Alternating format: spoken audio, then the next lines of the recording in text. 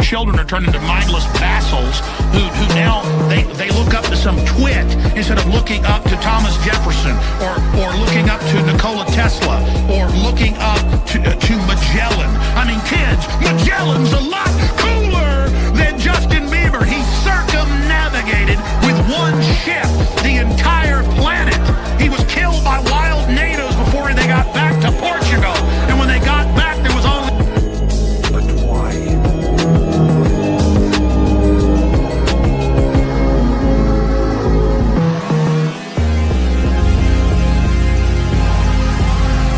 $22 million in 3 fucking hours! There is no nobility in poverty. I have been a rich man and I have been a poor man. I choose rich every fucking time.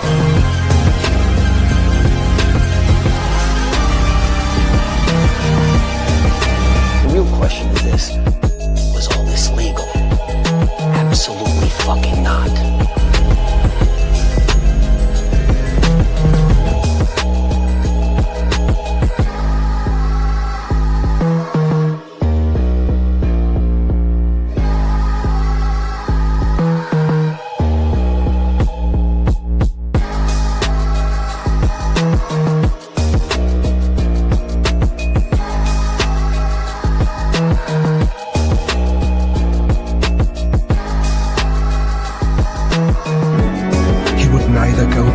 The feeding grounds at the edge of the ice, nor return to the colony. Shortly afterwards, we saw him heading straight towards the mountains, some 70 kilometers away. Dr. Ainley explained that even if he caught him and brought him back to the colony, he would immediately head right back for the mountains. But why? What's your dream? To go away. To go away. That's great. Do you guys want to drink? I don't understand why everybody has to be so judgmental. I understand why mom's judgmental. I think it's because she cares partially. I think it's also partially because everyone else is looking at her like, hey, Cody's just a bum. Cody's this, Cody's that, Cody's this. Cody's me, bro. Let me be me.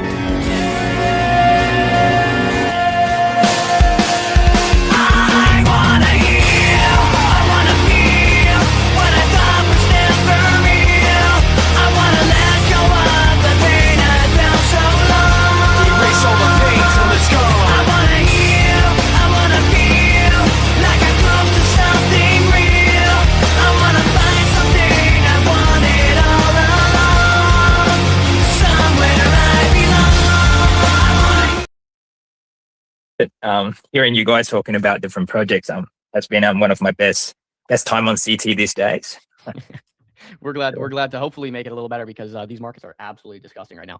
Can you tell us a little bit about growth lead at Radar? I was going to ask, are you what affiliation do you have with the Radar team? You're going to be on here today giving us the updates, but just curious. Still with us then? Yes. Curious about what? So John basically was just kind of just asking about who are you in association with the Radar team? Tell us a little bit about yourself and kind of start there. You've been right. So over the past 3 months, I've been with Radar, helping them out with partnerships and whatnot. So growing the partnership stack with the Radar Labs. So for example, what we have upcoming with the Radar crypto card, things like that. I pull some strings in my regions and link up with Singaporean, Hong Kong-based card provider to work alongside us for the crypto cards. And also with recently we've launched a yield product with through Carmino API, so things like that. And then back in the days when we first launched Shadowwire with some bubble maps cleansing, and then we also get in touch with several projects to do those bubble map cleansing, things like that. So a lot of different partnerships that got in touch for Radar. So that's my role. The big question that comes to mind for me is the last time we had Radar on, we had heard some numbers that were really impressive. You guys were doing like $1,000 a day in revenue, not volume, like straight revenue. You guys were doing really well. Do you have like an update on those numbers or how things are going in terms of growth with Radar? I don't have the exact number, but revenue is very steady per month. And then we have an upcoming revenue share in February. So something exciting for the community. Was there like a tweet about that? Yeah. If you look up the tokenomics version 2. Okay. Yeah. Okay. Do you want to walk us through these tokenomics updates so we can get a little better idea on that? Yeah. Hold up a second. So there's a different weight allocation. So the more radar you hold, the bigger the multipliers. So you can see on screen, if you hold like 250,000 radar, 5 million, or 10 million radar, you have different multipliers. So that means the revenue shares will just proportionally in Solana share with the community. And how much? Okay, so there's 50%, so 20% basically pro rata distribution of profits goes to holders, and then 30% goes to buybacks and burns of the token. And last we talked, you guys are doing about $1,000 in profit per day. And is there any way you can track growth or volume that's been going through the Radar platform? You guys are doing a lot. We look left and right. Josh and I have this like ongoing joke. Every time we get someone on, they're partnering up with Radar. You guys are getting everywhere. So you've clearly done a good job at growth and business development over there. Can you tell us a bit about, just give us a better idea on growth? How has growth been across the board? Yep. So without saying any numbers, if you look at the number of shielded pools that we have added, then you kind of know more and more projects has been onboarded with Radar. So naturally, some more transactions will happen there. So Rainmaker, I think we have announced it publicly with Rainmaker as well. We've got shielded pool for them, and an American Doc Fund, USD1, that meta still ongoing. And we're basically waiting the USD1 meta to come. Feels like the market just doesn't show up with that, isn't it? Yeah, we had kind of been on our toes for a while about the USD1 meta. I will say World Liberty Financial is doing a really great job at getting people to adopt USD1 over like USDC, which has been really impressive. I just don't know. I don't know what it takes to get that meta going, but we'll see. Is there a dashboard anywhere that tracks like volumes or any of that stuff, or is that not public? No. Not public. I think those things would require Luke to see whether he has access to those things. Got you. But you can just giving a high level. We sponsored the Solana Privacy Hackathon, and we put up a $15,000 prize pool. So from that you can kind of gauge the popularity of that sponsorship of that hackathon within like it's one of the categories within the Privacy Hackathon. So we do have a lot more influx of developers using our SDKs and APIs. With that, also optimize our code base as well, because more people using it is if they find minor bugs, and then we go and fix it, release a new version of SDKs and stuff like that. So it's been a very good growth, both technical development as well as developer community. So I think it's a very good step. And beyond that, since I'm speaking about growth, we are undergoing smart contracts and dApps audits at the moment. And then we are lining up with one of the bigger names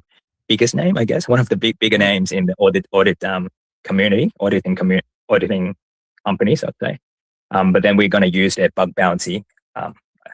Don't quote me on this, but I think we're going to use their bug bounty. So it will be a co-marketing effort, getting the community of white hat hackers to do bug bounties to hack our codes, and then to do penetration test. So there will be another like marketing campaign, just getting more developers to know about Radar's ZK technologies and whatnot. So a lot of exciting things coming in the coming month. So fill me in a little bit more on this hackathon. You got this hackathon going. You guys sponsored it for $15,000 as a prize pool. What kind of comes from that? You have a bunch of developers that come in and use the Radar API and try to build stuff around it. And there's a first, second, and third place winners, and maybe get a cut of the prize pool. Just explain that to me. Yeah, exactly. So we offer $15,000 bounty. The grand prize would be $10,000, and then the best integration of USD1 would get $2,500, and then the best integration to their existing app would be $25,000 as well. And they're welcome to use the ShadowWire SDK, and the website of it is github.com/radar.fund/ShadowWire. Got you. And Jill, you can butt in whenever you want, because I'm kind of hogging this here. But you have a few things coming. You got the card, which I want to talk about in a second. But this yield is very interesting. And again, if I miss any updates, please just guide me to the updates I'm missing, because I want to cover everything here as quickly as possible. As for the yield, the private yield, tell me why this is important and what it unlocks and when you guys release it here. Just tell me all about this private yield. Yep. So with the yield pool, the reason why we think it's very important is because the longer you stay inside a shielded pool, the better it is, the more private it becomes. Because if you come in to the shielded pool with $100 and then you go out with $100, that makes you a lot more exposed for people who trade the blockchain, even though it might be different wallet addresses, but then, the inflow outflow would be the longer you stay in the shielded pool, the better, because the more transactions happen and then the more obscure it becomes. So if it's just me going in and then me coming out, basically people just know who that was, basically. So the reason why we offer yields inside the private pool, because we want people to spend more time inside the shielded environment. So with attractive yields, they could stay there for longer while being productive with their assets, with their shielded assets. And then when they come out, they would gain more than what they've come in. And then they trade more, and then they become more private as well. So, where does that yield come from? Camino. Got you. Okay. And I guess this is probably something we should have asked at the beginning of the interview, when you first came on. But just for those that might not be familiar with Radar, might not be familiar with shielded pools, kind of explain what are shielded pools, what's the kind of value of it that it provides. Right. So shielded pools and shielded swaps. So pool comes with swapping. So on Solana or on any public blockchain, all your swaps reviews your position, the time, your P&L, and you're exposed to MEV bots, aggregators, copy traders, and all those things. And our shielded pools, basically, we used bulletproofs and Pedersen commitments to encrypt the trade size, deposit amount, and the routing paths on chain. So you can think of it on the technical term, there's no more sandwich attacks. So once you come into the shielded pools, you're a lot safer. I don't know whether anyone have experienced, besides slippage, if you trade on DEXs, you'll get attacked by math boards. So there will be no sandwich attacks within the shielded pool, and then no clustering of the wallet addresses, and no more what I call strategy theft. So let's say if you don't want to be copy traded, in trading inside the shielded pool, like hide all your traces. So, and wallet clusters as well. If you launch a project and then it might not be very good if a project's up, but I guess supply control is a good thing. So let's say if a project owner, they want to do supply control and they kind of bundle their wallet, and then so the bubble maps looks very shitty, like it doesn't look good. But inside, if they use it through the private route, their wallets would be very clean. So Radar's really gunning to become the privacy hub. You want to do all things privacy, private yield, private swaps, private transactions, private, just everything. Can you list off maybe high level what you guys currently have to offer? Yeah, for sure. So just now we said the shielded pool and swaps. I think that naturally comes together. Very basic crypto functionalities, the wallet functions, and then the yields, because this I just explained, because the longer you spend time inside the shielded environment, the better it is for your privacy. So we want to offer APYs inside the shielded pools. That's why we have the yields. And also to complete the entire life cycle of crypto on-ramp. You're already on-ramp, you have cryptocurrencies, but you can't use it in the real world. That's why we offer the crypto card. And also the crypto card would be minimal KYC, which means you don't need to provide your names or addresses, but you do need to provide your emails to get verification codes, so you can use the crypto cards. And the fees are pretty competitive, but we haven't really announced anything yet. But it will be very competitive, and it also will provide us some revenue as well through the cards. So this is the entire life cycle of Radar Labs with Shadow Pay, Shadow Wire, Shadow Trade, like all these, the Shadow OS, what we call it, operating system. So from crypto to off-ramping. No, I love it. And I think, you guys are obviously gaining a lot of popularity. People are starting to catch on, starting to use your protocol. You guys are earning good revenue. And you're offering the full suite here. I think the biggest thing is that audit that needs to come into play at some point, right? How can people trust Radar to hold their money, to earn the yield, to, spend on their cards? Like, what would you say in a sentence or two? Why should people come to Radar rather than other competitors? competitors. Maybe I'll just focus on Radar. We are a privacy compound, I would say. We're just very focused on the privacy stack. So Radar doesn't fragment anyone's privacy; it compounds it. With Shield, you can shield and you can farm. You can farm yields. You can mix your different wallets if you want, and then you can spend. So we are one protocol with zero leakage, no IP logs, nothing.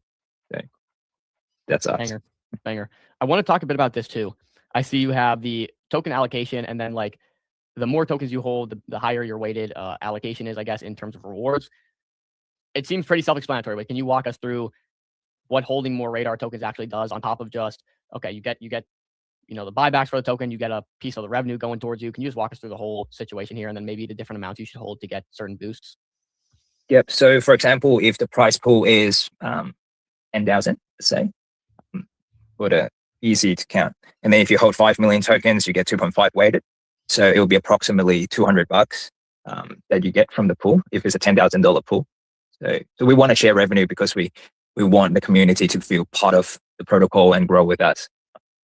So that's the essential. The utility of Radar is a reward system, and also Radar, by holding a small amount or just an amount of Radar, you also get discount reduction within our shadow protocols, and also with our virtual crypto cards, you get access of that. You have to hold a certain amount of Radar in order to gain access to the premium feature. And the card is very competitive. Competitive card. And where does that prize pool come from? From our revenue, from all the like shielded trading, swapping, anything happen inside our system. And how much of that goes towards the prize pool? Is it the 20% we saw earlier? Or 30%? Yep. And that's just constantly flowing there? Or is it like a monthly prize pool, weekly prize pool? Does it just keep stacking up? Trying to understand. Yeah, should be monthly prize pool. So real numbers, let's say, I think on the website there's an example. So if there's $100,000 protocol fees, then $20,000 would go into the reward pool. So that will that will be recurring monthly. I think we covered all the updates, unless I'm missing something, Zen, that you want to point out here. Did we grab everything? So we are I wouldn't say completion, but for the technical side and the product itself, we need the completion. So sooner or later, we'll be pushing a lot more marketing once our protocol is audited next month. So we'll have like at least a 30 days bug bounty around that. So our protocols would be stress test and audit by bigger names, bigger auditor in the space. And then the communities of the developers would hack the shit out of Radar, do penetration tests, and that will constantly give updates as well. And then it's go to market. We'll be using the virtual cards, buying stuff, showing people how to use it, and then getting more builders to build on top of our SDK and using our APIs. And more products will come inside the shielded pools, for example, time lock RWAs and stuff like that. And one more update is that we are going to have RWAs inside our shielded pools as well. You can think of the metals and things like that. That's fascinating. You guys are growing really fast. I'm glad to see you're doing the audits, you're doing the white hat hackers. You guys are having really good growth. You'd love to see it. And you almost think that it's inevitable that we head towards a future where privacy is just naturally embedded on chain and everything you do on chain is private. And I'm glad you guys are positioning here. So these are all good updates. I guess we'll close off here with, you kind of just covered the future plans, but if you want to reiterate future plans and what you guys are most closely looking at now for the future, would love to hear that. Obviously the audit, maybe something outside the audit, and the white glove hacker service. So increasing our revenue is one of our biggest goals. So once the entire protocol is complete, then it's users acquisitions, and user will love it because our crypto card have a high limits, and then we partnered with a reputable card company, a card provider, and then so it's almost complete. I would say Radar Labs is almost completing its privacy product. And beyond that, myself, I do help Radar to grow, but then I wear a few hats. So I work alongside, family funds. I work with RWA protocols, and that will constantly give updates as well. And then it's go to market. We'll be using the virtual cards, buying stuff, showing people how to use it, and then getting more builders to build on top of our SDK and using our APIs. and more products will come inside the shielded pools. For example, time lock RWAs and stuff like that. And one more update is that we are going to have RWAs inside our shielded pools as well. You can think of the metals and things like that. That's fascinating. You guys are growing really fast. I'm glad to see you're doing the audits, you're doing the white hat hackers. You guys are having really good growth. You'd love to see it. And you almost think that it's inevitable that we head towards a future where privacy is just naturally embedded on chain and everything you do on chain is private. And I'm glad you guys are positioning here. So these are all good updates. I guess we'll close off here with, you kind of just covered the future plans, but if you want to reiterate future plans and what you guys are most closely looking at now for the future, would love to hear that. Obviously the audit, maybe something outside the audit and the white glove hacker service. So increasing our revenue is one of our biggest goals. So once the entire protocol is complete, then it's users acquisitions. And user will love it because our crypto card have a high limit. And then we partnered with a reputable, card company, a provider. And then, so it's almost complete. I would say Radar Labs is almost completing its privacy product. And beyond that, myself, I do help Radar to grow, but then I wear a few hats. So I work alongside, family funds.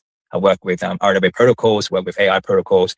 So I can always put together connections. And obviously with you guys are, I would say, one of the most amazing, most productive media across crypto space. So I can't wait. I look forward to partnering out with you guys as well to grow MCG and all that. Yeah. As do we, Zen. We appreciate you popping on here and filling in for Luke and the last minute effort. So you're doing good stuff for Radar. I know you are one of the biggest Radar supporters out there for good reasons. I'm really glad to see you guys growing and pushing revenue, getting everything done, covering the full ecosystem. So we appreciate your time, Zen, and we'll be in contact as always. All right, guys. GM. Rough out there, guys. Rough out there. This is a therapy session, so we're gonna work through it together.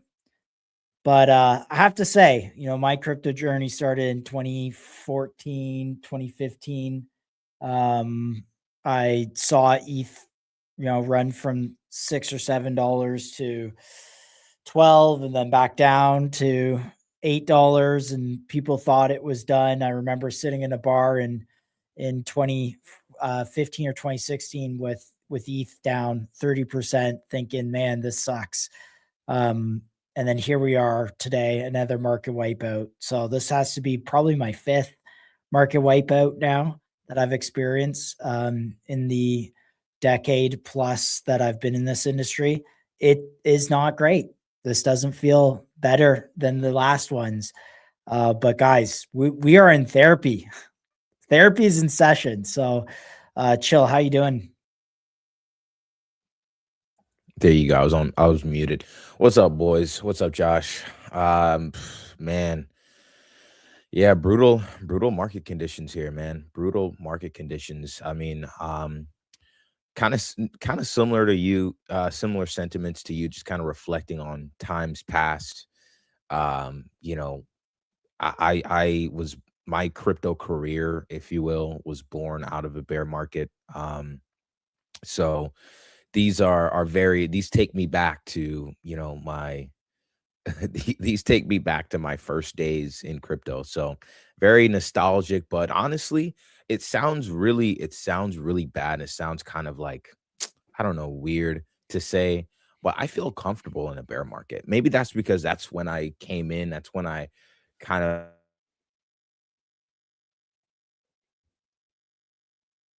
Chill, you there? No, we're losing Chill. We may have lost Chill. All right, we'll give Chill a moment to rejoin. I'm not sure exactly where Chill's at, but yeah, guys, look, this is definitely not great. We are, let's do some calculations here. From the highs, down a solid 70%, call it 66, just from September. So this has been a vicious last 4 or 5 months of the year when everyone was thinking we were pretty bullish going into the new year. Yes, chill's just resetting. All good there.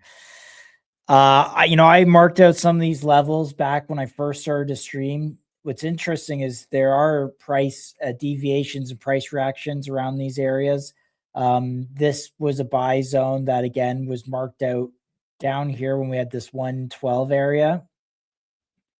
I think the only thing we'd like to see at this point, all things considered, is definitely the market to bounce, find a bounce here at some point, put in a candle that looks more like a hammer. But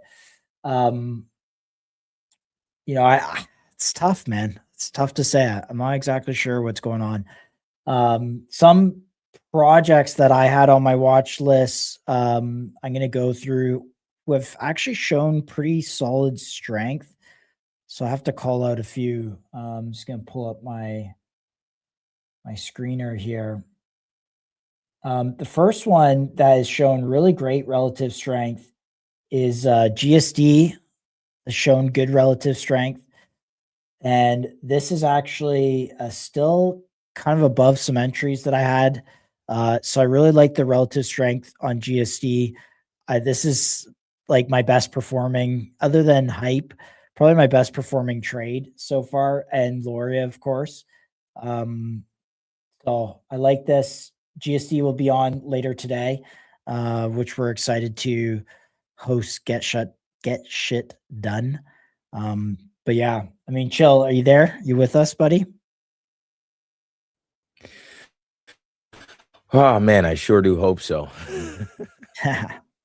Third time, right? You okay? Mic check. Yeah, I can hear you. Tell me about it. Awesome. Yeah, it's these times kind of remind me when I first came to crypto. So yeah, we're still getting a little lag from your end, buddy. Just so you know. frick. Let me do this. Let me reset. Yeah, you're coming through clear now. Better? Okay. Sorry guys. On my StreamYard like crashed. Like yeah, there he goes. All right, guys. We're gonna get Chill to reset. I'm just gonna ping him, just let him know he needs to reset. Try reset your computer. All right, all good. Yeah, so GSD looking good here. It actually broke out of an area we had. This is kind of like a head and shoulders area, and it's kind of held the right shoulder here really nicely. Let's see if I can draw this. So we had this set up, and then there was also like an ascending wedge or something that was forming. I mean, TA on microcaps like this, take it with a grain of salt, but obviously this has popped out. But just in general, I mean, relative strength on GSD has been really good. Fundamentally speaking, I've seen a lot of traction for GSD from a narrative standpoint on the timeline. So I might just pan over to some of these key kind of things we're seeing. If I can search it, and just have to give me a second here, share this tab. All right. So where was I seeing it? There was a number of screenshots right here. All right, shout out Low Cap Hunter. You're covering GSD like a legend.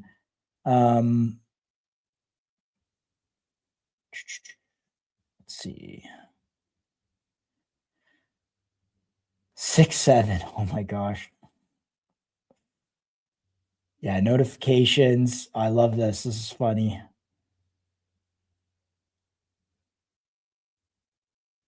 All right. Yeah. So here's another one. Lex doing a buyback, putting his fees into the chart, 12, 11 and a half SOL into the chart, secured 400,000 GSD. and just going to lock that liquidity. Now he has 2% that's locked up in for 2 years, actually. Let me see if I can pull it up on Axiom real quick. If I go to GSD, I'm just going to get you the exact information. So on Axiom, he has it 2% locked for, so 20 million tokens for 1 year, 1 year lock. So we know that a solid 2%, 20 million tokens are locked. He's continuing to lock tokens, which is great. And then there was a okay, Bitcoin's not crashing to 10K, guys. I don't think that. There was a clip of a big Ethereum. Yeah, this clip. So I'm going to play this. Austin Griffith talking about GSD. The GSD, I think, was the rundown on what happened. Probably even like Get Shit Done is another Ralph Loop-like thing that I've heard a lot of people using. So GSD, I think, was in there. But yeah, the Cloudbot launches, and it's like normies can use it. The rundown. Maybe I'll play that one more time. Probably even like Get Shit Done is another Ralph Loop-like thing that I've heard a lot of people using. So GSD, I think, was in there. But yeah, the Cloudbot launches, and it's like normies can use it. The rundown on what happened. So, you know, getting notice. I think this stuff is definitely getting notice. You know, we saw when Ralph and the other you know, Bags projects went on these massive runs, people piled in, interest piled in, new paradigm, blah, blah, blah. Now all that's gone. And what's come out of Bags, and I think from a consumer standpoint, Bags is one of the best trading products out there. Like the app is really good. And the I think directionally what they're building has a lot of promise as it has attracted the Web2 developers. They're figuring out mechanisms that create stronger alignment with the holders and traders. And if they get that right, there's a good chance that Bags may have another season to it. I will talk about Lori in a second, but GSD is getting traction outside of crypto Twitter. People are talking about outside of crypto Twitter. People are using the framework and technology. And I just think this has an opportunity to have another significant move and trade on those kind of mimetic premiums that Ralph and Gastown were trading on. They were trading far beyond any sort of fundamental value. They were trading on mimetics, momentum, and excitement, and there was nothing to trade at that time. GSD will go through another similar cycle. So this is another AI researcher talking about GSD. You know, there it is. Yeah, tools don't get smarter, workflows do. So it's kind of like, if you think of GSD, it's more of a process than an actual, you know, here's the nth tool, the unteenth tool, the unteenth AI product. Here, more so, GSD is more of a process or approach that's using this technology to be more effective. So I think there's uniqueness there because it is getting all this verification or validation, I should say. Yeah, I don't know who Dali Commas is. Let me search who Dali Commas is. And I'm going to do it over here. Dali Commas. Oh, Dali Commas follows MCG. Say less.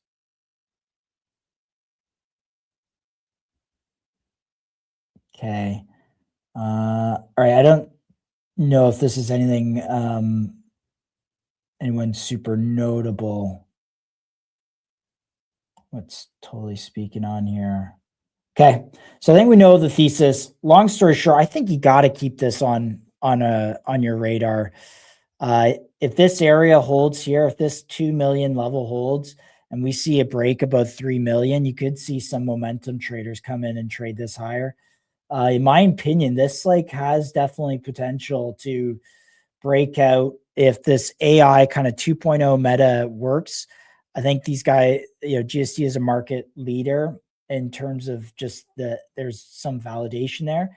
And this could start to grind up into the 20 million area. So that's where I kind of look at it down here. And, if you break 2 million, especially break 1.2 million, I mean, you got to be probably out of this trade. Just candidly, I'll be probably out of the trade. Okay, let's see. Loria. So Loria I had called at 4 million live on the timeline, which was a great trade. Up to, I took some profits at about 9 million. Now we're coming back to 6 million here. And I actually really like this area. So I'm going to zoom out to the dailies here. So this kind of went through price discovery. Tough to say this is a great entry because just the market is so trash. But I think if you're to take stabs at this and we see some continuation, we see the broader market bounce, these levels here seem like decent levels if this were to kind of come into this area here. So if you see this, that might be an opportunity kind of in this area here. So between 3 to 6 mil if you get sub 6 mil, I think Loria is a good place to start looking if you don't have any. And I need to change my charts, and I'm sorry guys, my charts are just lagging right now. Man, the therapy session is freaking real right now, guys. I think I got Chill back here. I'm just gonna double check, see Chill. Okay, set. All right, bet. My guy, Chill, how you doing? Oh my God. Bro, I feel like the market affected my whole setup. What the heck Dude, is going on? you're so tilted. Like it's so tilting. Oh my goodness. Like it's so annoying. Guys, hope everyone is doing well. Yeah, GSD looking good, holding up well. One of the better looking AI tokens out there. If you want, I can go ahead and riff through some stuff, some recent market I wanted stuff, to if you want. I wanted to ask you really quick before and I'll while you're doing that, I'll kind of produce the next segments with our guests, make sure they have links and stuff. But just Loria, I think a lot of people are kind of sidelined on this. No one was really talking about this. This kind of had a very silent run to 10 million. Didn't trend. I saw it wasn't trending on FOMO, according to some people. Just your thoughts on maybe potential like entries or how you might play this, if you have any opinion. Yeah, I got you. I got you right now. I'm actually bull posting the live stream live right now. I'm bull posting the live stream on the timeline. Let me see here. Boom. All right. Let's pull up a chart on Loria because I told you guys I'm not rushing into positions. I told you on Loria, like I think I was in the comment section yesterday and even on other places that I'm not rushing to get into anything. So oh shoot. All right. So let me share my screen here. Boom. Boom. I'll share the Loria chart. Yo, lads, is there a forced seller in this market that is selling? This has been crazy. Man, we got to talk about the treasury companies too. I mean, like there's got to be some forced selling from that. There has to be. 100%.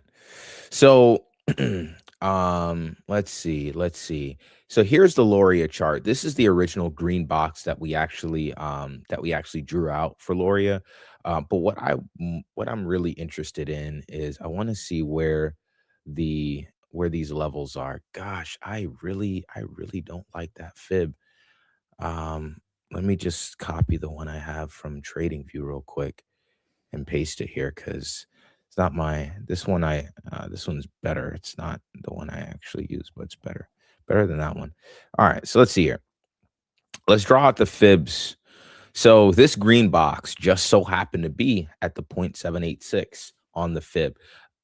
You guys know that I use fibs to kind of eye entries on runners.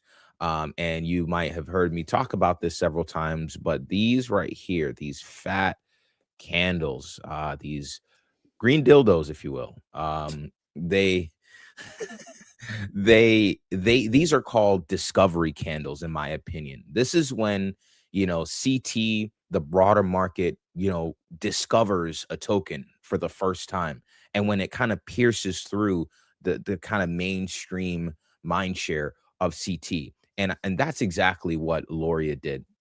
Now, typically, these discovery candles, you don't want to buy them. You don't buy the discovery candles. You wait for CT to discover it, after, maybe 12 hours, 48 hours, maybe even like a couple days. You'll notice that CT kind of discovers it and like they need a dopamine hit. So they're like, okay, what's next? And then sellers, rotate out and, attention goes elsewhere. And that's where you run into these levels here. That's when you run into these levels here, right? Like after this discovery that happened here, here, we had this kind of base form out. And so this is what I'm looking for over here. Where do I think that's likely to form? Let's see. So that's really the big question here. Where will the base form? If I'm looking for entries, I'm eyeing, let me hit the green box. I'm probably eyeing here like around 4.5 to, let's call it 5.5 mil. But it's right in that golden pocket. I don't have the golden pocket drawn out on this chart. Let me actually real quick, because I think this is really important to show you guys. I had said sub 6 mil. Yes, sub mil, pretty much where you're looking at for a nice entry. So let's cut that. Let's paste this in. This is the fibs that I use normally. And here on the fib, you'll see this golden pocket zone. That's where I'd look for an entry right here, golden pocket. So let's boom. We're kind of there already, but I'd love sub 6 mil. In fact, I'd love 5 mil. But that's just getting really technical. But here's a really good pullback. It's pulling back like 40-50% at this point. So not too bad. I love Loria sub 6 mil. So that's the entry that we're looking for on Loria, because again, this is where after discovery, they need the market, the CT, they need dopamine, they need another event, they need news, they need something to, capture their attention, because the attention span is really short and the rotations are really quick. So if nothing happens, price doesn't continue to trend higher, the chart will just look for buyers after it's looked for sellers and found them. So that's the Loria setup. Real quick, before we get into other charts, I kind of want to riff through a few main talking points here. A few main talking points here, starting with overall market, where we are right now, using the Wall Street cheat sheet that many of us know. Now, the homie Smiley Capital, he says that we're in denial panic. In other words, we're low, but we still have more to go. I see people calling for 38K in the most extreme cases. In the more reasonable scenarios, I see people calling for like 58K, 60K, somewhere around that area. That I feel like, that's a pretty decent probability. Me personally, just looking at a higher time frame, I'm waiting to see a reaction, and so far we don't, like, it's literally just straight down. So yeah, probably still have some downside to go, but this is a pretty high time frame area of demand. So I'm really looking for something for something here. But in my opinion, 58 to 60K does sound reasonable, in my opinion. And that's where we kind of will have to basically just grind out. Now, how long we grind, most people are kind of indicating, we grind out for the rest of the year. So we're really gonna have to thug it out, because we're officially, in bear market territory here. So we'll see. We'll see how things go. But that's the first thing I wanted to talk to you guys about. Yo, chat, let me know, where do you guys think we are on this Wall Street cheat sheet? Let me know where you think. Do you think we're Definitely around are we panic. yeah? Do Definitely you think around panic. I would still say denial, transitioning to panic, but I'd still say denial. I feel like people are there's still some hope out there that there's going to be a swift recovery, and Q2 will be off and ready to go. So I want to see people's like hope get destroyed. You know what I mean? And I want to see that visibly on the timeline. We've gotten some quitters already. Yeah, I was gonna say, like, we're seeing the signs of quitting is happening. One notable one that we should probably talk about, but yeah, I would say, and for the sake of the clip, at a future date, we'll go back to the stream maybe. Definitely more in the panic function, and especially today or this week, if we see a little bit of selling accelerate, and you start to see treasury companies just taking some risk off, that would put us in the panic zone for sure. In Low my cap opinion. hunter says disbelief. I love the I love the I love that. I love the troll. I love the troll. But yeah, no, definitely panic, denial. But when I hear chill, I don't panic, especially with his charts. Man, I appreciate that, man. I appreciate that. The charts are truth, man. Charts are truth. So that's the sort of Wall Street cheat sheet there. The other thing that I wanted to kind of talk a little bit about was was Vitalik selling. I wanted to talk about the Solana thesis, and we have 8 minutes until our first segment. So I'm going to try to run through this as quick as I can, so that way we can stay on time. Had it not been for StreamYard rugging and my setup rugging, we'd be much ahead of schedule, but we're not. So let me try to speed through this. So over the last 24 hours, Vitalik has sold 2.2 million in Ethereum. And this comes after Vitalik just said, yo, L2s are dead. L2s don't fit the vision anymore. And so for me, that questions the viability. It questions the fundamental value of, tokens like ARB, Starknet, like the whole nine, right? And actually, I wanted to show you guys this video. I think Thread Guy here has a really, really good take on this, and I did not save the stupid video. But Thread Guy had a really good take on this, where he basically outlines that, if the founder of the protocol isn't bullish on L2s, they're selling their own assets, does that really bode well for Ethereum? Is the fundamental thesis around Ethereum, they call it ultrasound money, quote unquote.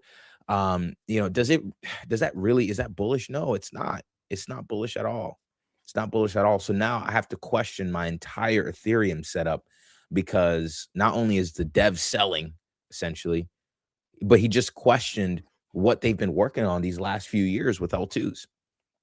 So that's the Ethereum setup. So kind of really questioning Ethereum. We'll look at the chart here in a second, because the chart isn't looking too good. As you can see here, we just broke below a multi-year range basically, and I thought we'd hold this little breakout that we have, but apparently not. We literally are just nuking straight through the floor, and Vitalik is essentially rugging us, if you will. So that's the Ethereum setup right now. So what does that mean for everything else? So let me actually call your attention to the homie Blunts, a recent addition to the list that I have. I've been following some of his work. He's basically calling a bullish divergence. So basically, when the RSI is trending up, when the price is trending down, that is a bullish divergence. And from what I understand, the opposite would be a bearish divergence, right? Like if the price of the RSI was trending down, but the price was trending up, that would mean actually I didn't even pull it up. Here's the post. Sorry guys, here's the post from the homie Blunts. This is the RSI. So again, RSI trending up, price trending down. That's a bullish divergence. If the opposite were playing out, that would be a bearish divergence, right? So he's calling for a bullish divergence on Solana. And I find this really, really interesting. Yeah, Ave, poor Tom Lee. I don't know. Guys still buying while Vitalik is selling. Not sure if that's the right move, in my opinion. But Solana here, potentially a bottom forming on Solana. Based on the bullish divergence. Now, I don't use RSI in my trading, so I like to add things a layer at a time, and the RSI layer is just not something that I kind of have in my system. Maybe I'll add it at some point, but there's confluence here because you have basically Ethereum dying, you have Sol potentially bottoming, and on top of that, we also see that Kyle Samani, who was the founder or the co-founder of Multicoin Capital. Yes, Low Cap Hunter. The thread guy bullish case for Solana. I watched it. I love it. That's kind of that was also kind of confluence with my own beliefs as well. If you find the clip on Twitter, let me know. Send it in the chat and I'll be able to pull it up. But here's Kyle Samani essentially, quitting Multicoin Capital, huge investment firm that really had a lot of investment in Solana. They called it early. And at like $8, and basically, they've been a very big force to push Solana forward. Now, what CT is basically saying is that this selling that we saw on Solana was basically because LPs were redeeming their funds from the investment fund, and essentially some of those redemptions are Sol, and here we are. We see that they've been basically selling off a lot of their Sol, and that's kind of been the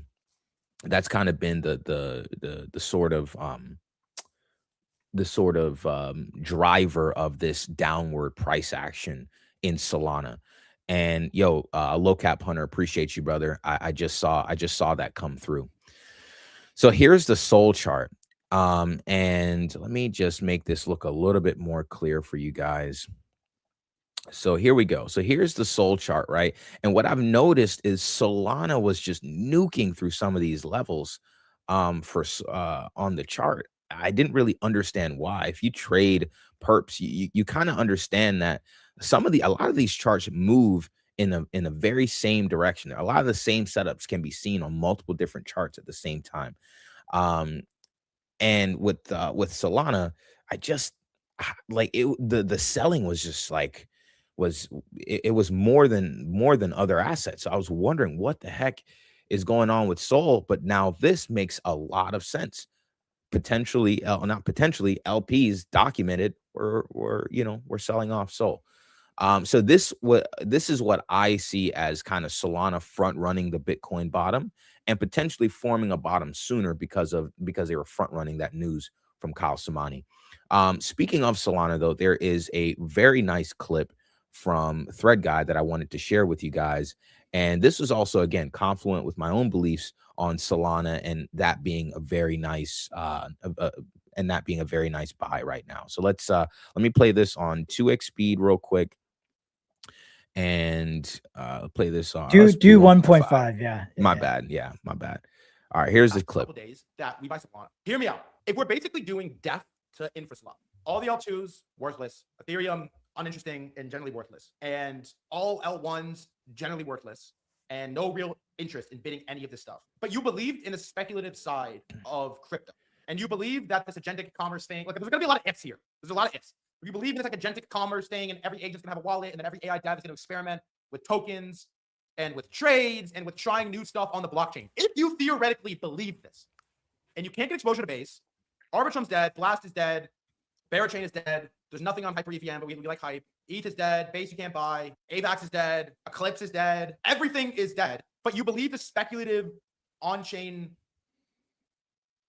thing plays out. It's going to happen on Solana. To disagree or to not believe in Solana's future success is to be short degeneracy.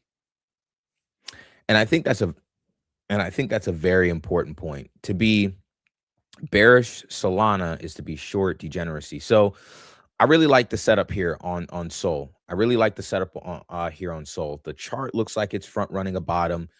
It has fundamentally a more compelling story narrative, more compelling, things around it in terms of like there's more people building on Solana. A lot of the recent innovations happened on Solana. So there's a lot that's taking place within the ecosystem. But it's not reflecting that in the price. And we know how this played out before, right? Like we see in GSD, like when I said it was below 2 million, and I tweeted about that. I said the metrics are going one way, but the price is going another. That is signal. That is the market mispricing something. And so the same thing is true here with Solana. Solana has a compelling case. AI agents transacting on chain, the Solana casino, low transaction fees, better user experience. Like all the, just again, a lot of what we've seen happening in this space has come from Solana. And most notably Pump Fund. They're like one of the top revenue generating businesses in crypto that originated and came on Pump Fund. I mean, on Solana. So very compelling case here. I'm going to be looking for a bottom on Solana because essentially, if we were to look at the Wyckoff accumulation pattern, and actually let me pull that up for you guys real quick. Let's see here. Accept. All right, let me copy this. Let me paste it on this chart here. Boom. So here is the Wyckoff accumulation pattern. Oops. Here's the Wyckoff accumulation pattern. Let me just zoom this out just a little bit. Let's do 3-day. And here is the view of the Solana chart on this accumulation pattern, right? And let's say, so we note SC, ST, spring test, and then a rally, right? So SC is this first sort of bottom that we're forming. We grind up, but then we bottom ST. Actually, no, it actually doesn't follow the Wyckoff accumulation very, very much. I thought it did. I thought this would have been a spring test, but looking at this side by side, not really. Either way, though, with the bullish divergence playing out on the chart, I'm going to be looking for a bottom. I'll be looking for some potential a potential bid here on Solana. I think if you're buying spot, definitely here's a great place if you're buying spot. But as far as like leverage longs, I want to see some evidence of like relative strength from Solana, like we saw earlier in this cycle. So yeah, those are some things I wanted to run through with you guys here real quick before our next segment. If the guest isn't here, I have more things that we can talk about. Keep going. He's 5 minutes. Got you. He said he's joining real soon. So if you have a 1 minute piece. Got you. So here's something I wanted to talk about as well, real quick. Let me go ahead and blow this one up. From the homie Don Alt, crypto OG. He says, starting to like crypto a little again. It was it was vile for the last year or so. Bear markets are the best thing that happened to this asset class. Gives at least a couple quarters where discourse isn't retarded, grifty, and disgusting. Like I was trying to say before my setup rugged me earlier, my crypto career was born out of a bear market. I was still working full time when I started to to get into crypto. I went full time in 2023. So I went full time in 2023. It's coming up on 3 years this summer in 2026. But the foundation for everything that I've done in crypto so far, including my Twitter account, my trading, my systems, my approach to markets, that was all built in the bear market. And this I resonate with so much because at the end of the day, during bear markets, those are often the best times to pay attention because when it's very easy to see outperformers, number one, and when the market rallies around something or when attention is shifting somewhere, it's very easy to point out. Why? Because there's not as much noise.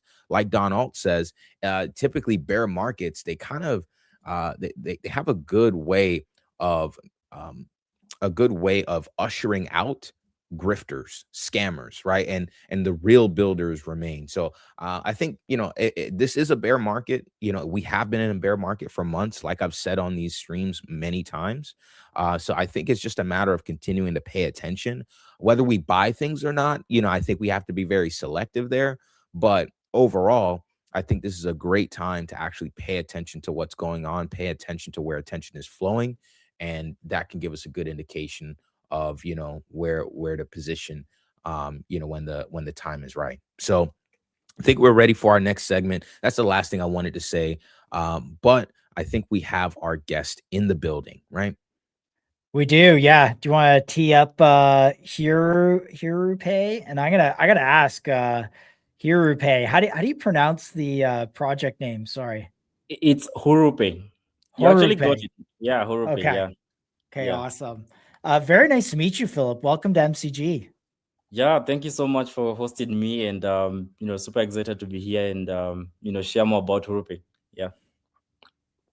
Awesome, Absolutely. Philip. Well, it's good to have you. Good to have you. Well, it's going to be an amazing interview. I like what you guys are doing. I saw that there was an article that I believe either you guys or perhaps even Metadata. Actually, I think it was you guys who put an article out that just kind of talked about the metrics behind your business and things of that nature. So I want to dig into all of that here. But to start out, I guess the best place to start is just with you. Who's Philip? Why are you building? What brought you to HURU Pay? What experience do you have in your past? Let's start there and we can continue on. Yeah, sure. Thanks again for having me. My name is Philip, co-founder and CEO of HURU Pay.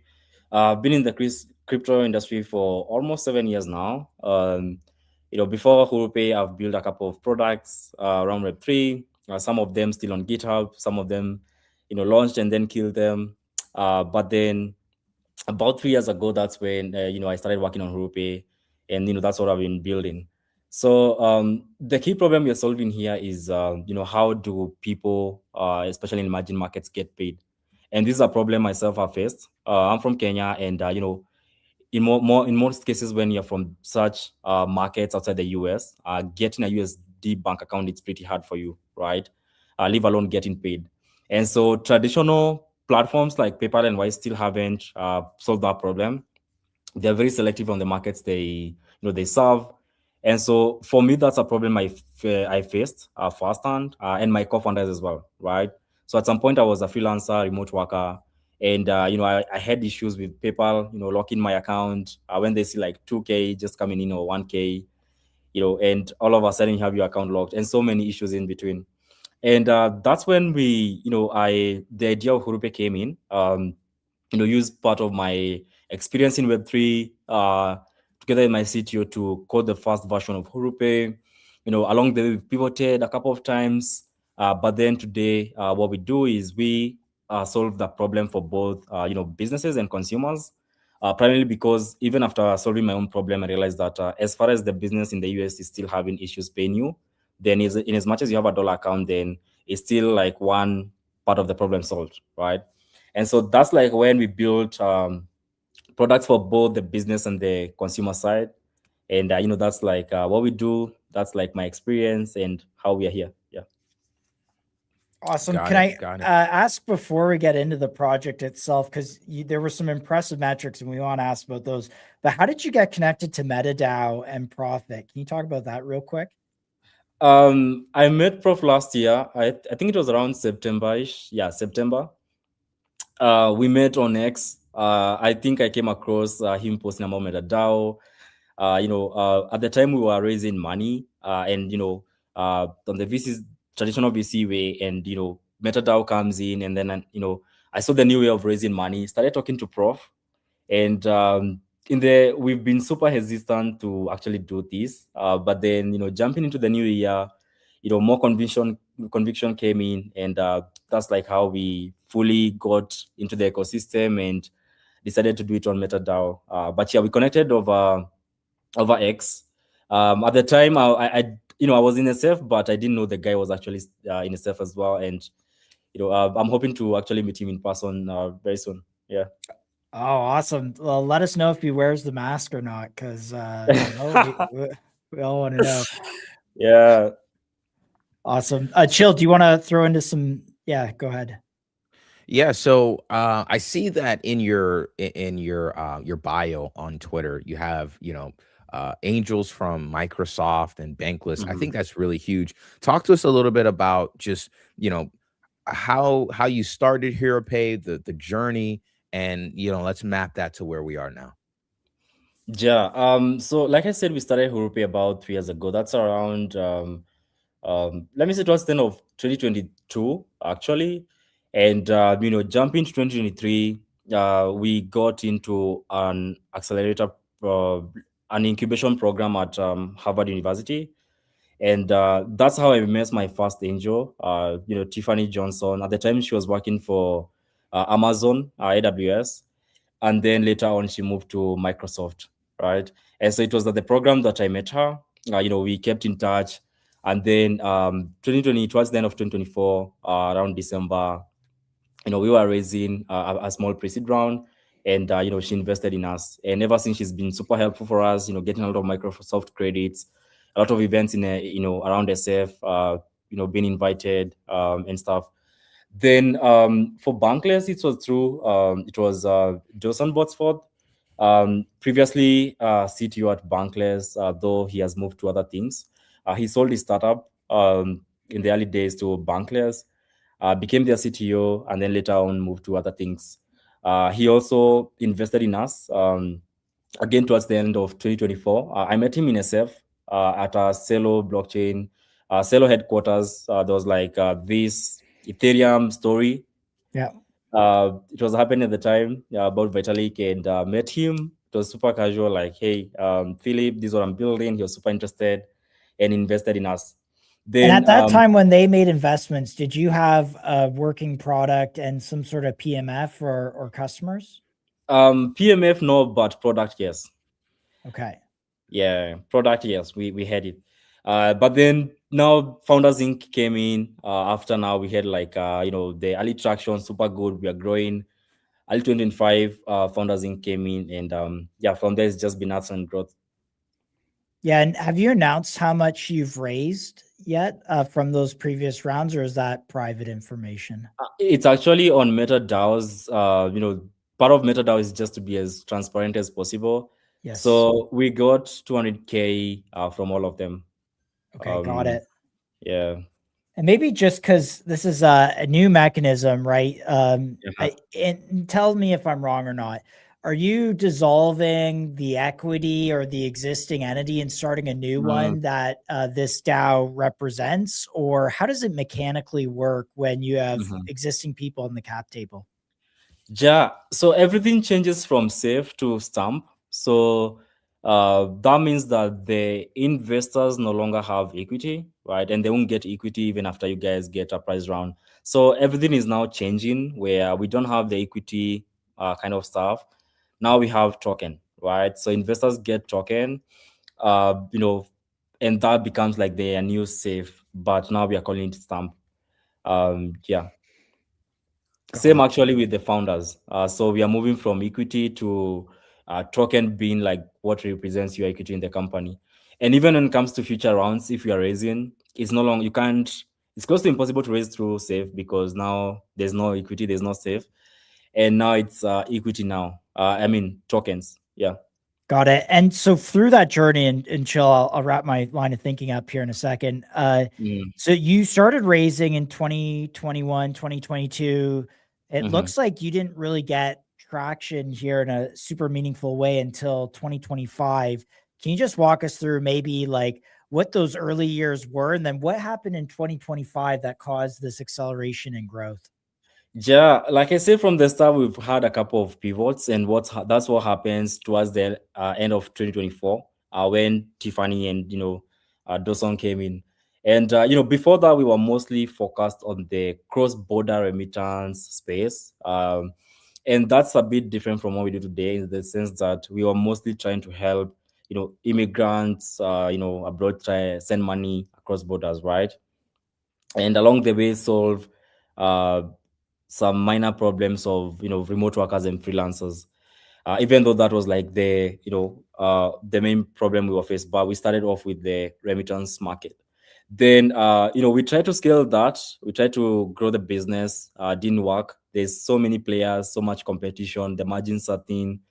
And now towards the end of 2024, that's now when we pivoted and we're like, you know what, within the users we have a small group that receive money very often. And when we talked to them, they told us they are remote workers and working for companies. And we're like, this is a problem we faced, and maybe this is like our calling to go back to actually our own problem. And that's like now when we build. Coming to 2025, we launched, and that's why we can see the growth. And something also to mention is that if you look at like 2026 January, it looks like it's down, but it's because the time when we were taking this picture, preparing these materials on MetaDAO, January was not over yet. So it might look like we were slowing down, but actually in January we did $10 million. Yeah, we did $10 million. So we are trying to update this data in MetaDAO to reflect actually where we are. But that kind of drop is because the month was not over and we were just preparing materials for MetaDAO. Yeah. Got it. Wow. So I guess just walk us through exactly what is HURU Pay. What's the moat that you guys have? We know that ever since some other neobanks have launched, it's kind of been this sort of like narrative that has formed. Yeah, it's been this neobanking narrative that's formed. So we covered Avicii's ICO, and we've had Karma Wallet, and there's a number of neobanks that have come through, and we've tried to understand like what the difference is between some of these players. Sorry, Chill, that was just context. Yeah, and on top of what Josh just mentioned, just walk us through what you guys are doing, and then kind of what's the moat? Where do you guys stand out from the competition? Yeah, thank you so much for that. So to start off is that a lot of stablecoin neobanks we have are only solving problem on one side or focusing on the crypto community, right? Most people who understand crypto, right? And so for us, we are focusing on the remote workers space, right? And also we don't just give we don't solve problem on one side where we just give the remote worker an app. We're also helping that business that's actually paying them on board and see if there's an easier way where this business in the US can onboard with us, load money, and then be able to pay their remote workers, right? And so remote workers no longer need to think of, maybe I need a PayPal account to receive USD payments, or even maybe I need HURU Pay. HURU Pay is just like that option for you, right? But we are solving the problem from the core, because for most, in most cases, if the businesses in the US had an easier way to pay out money, to move money outside US into actually people's local bank or stablecoin accounts, then I don't think most people in emerging markets will have the issue of I need a dollar account, I need this, because they'll be assured that my employer can actually pay me easily, right? And so for us, we're trying to own that whole flow where let's not just give people a new bank and only focus on anyone, as far as they know crypto. We're like, okay, we know the market we want to solve, we want the niche, and that's like remote workers. This is money that's it's a volume that comes every month, every year, right? So it's very consistent. It's not a bear or bull market, because I believe for most stablecoin in your bank, maybe they might have an edge only when we have a bull market, because people are having a lot of money and they want to spend, right? So for us, it's more of like a normal user who receives money daily, monthly, no matter, it doesn't matter if it's a bear or bull market, right? And that's like what's differentiating all of us, right? So we give this business the dashboard. They can do batch payment. They can access crypto in a very simple way, and they can do savings and other things. And on top of that, we also giving this remote worker a choice to have a neobank in case maybe they leave the company, maybe now they're trying to save money from their sister abroad or their brother, or Upwork. Now they're working on Upwork. They still have that option. Yeah. And so I actually ran a gaming studio and we had overseas remote workers. I know this problem very specifically because I had a team of 10 that I managed, and this was a real problem. Would you say you kind of compete with, guys like Deal in a way? Because Deal made this kind of easy.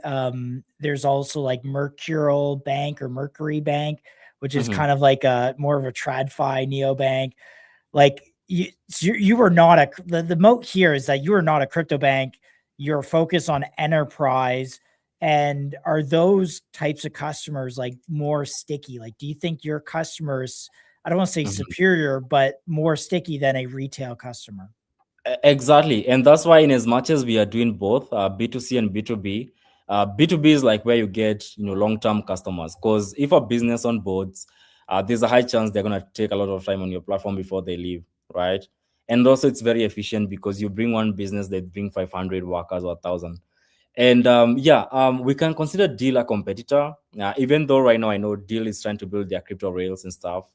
They're also very specific on the markets that they actually allow payments to go to.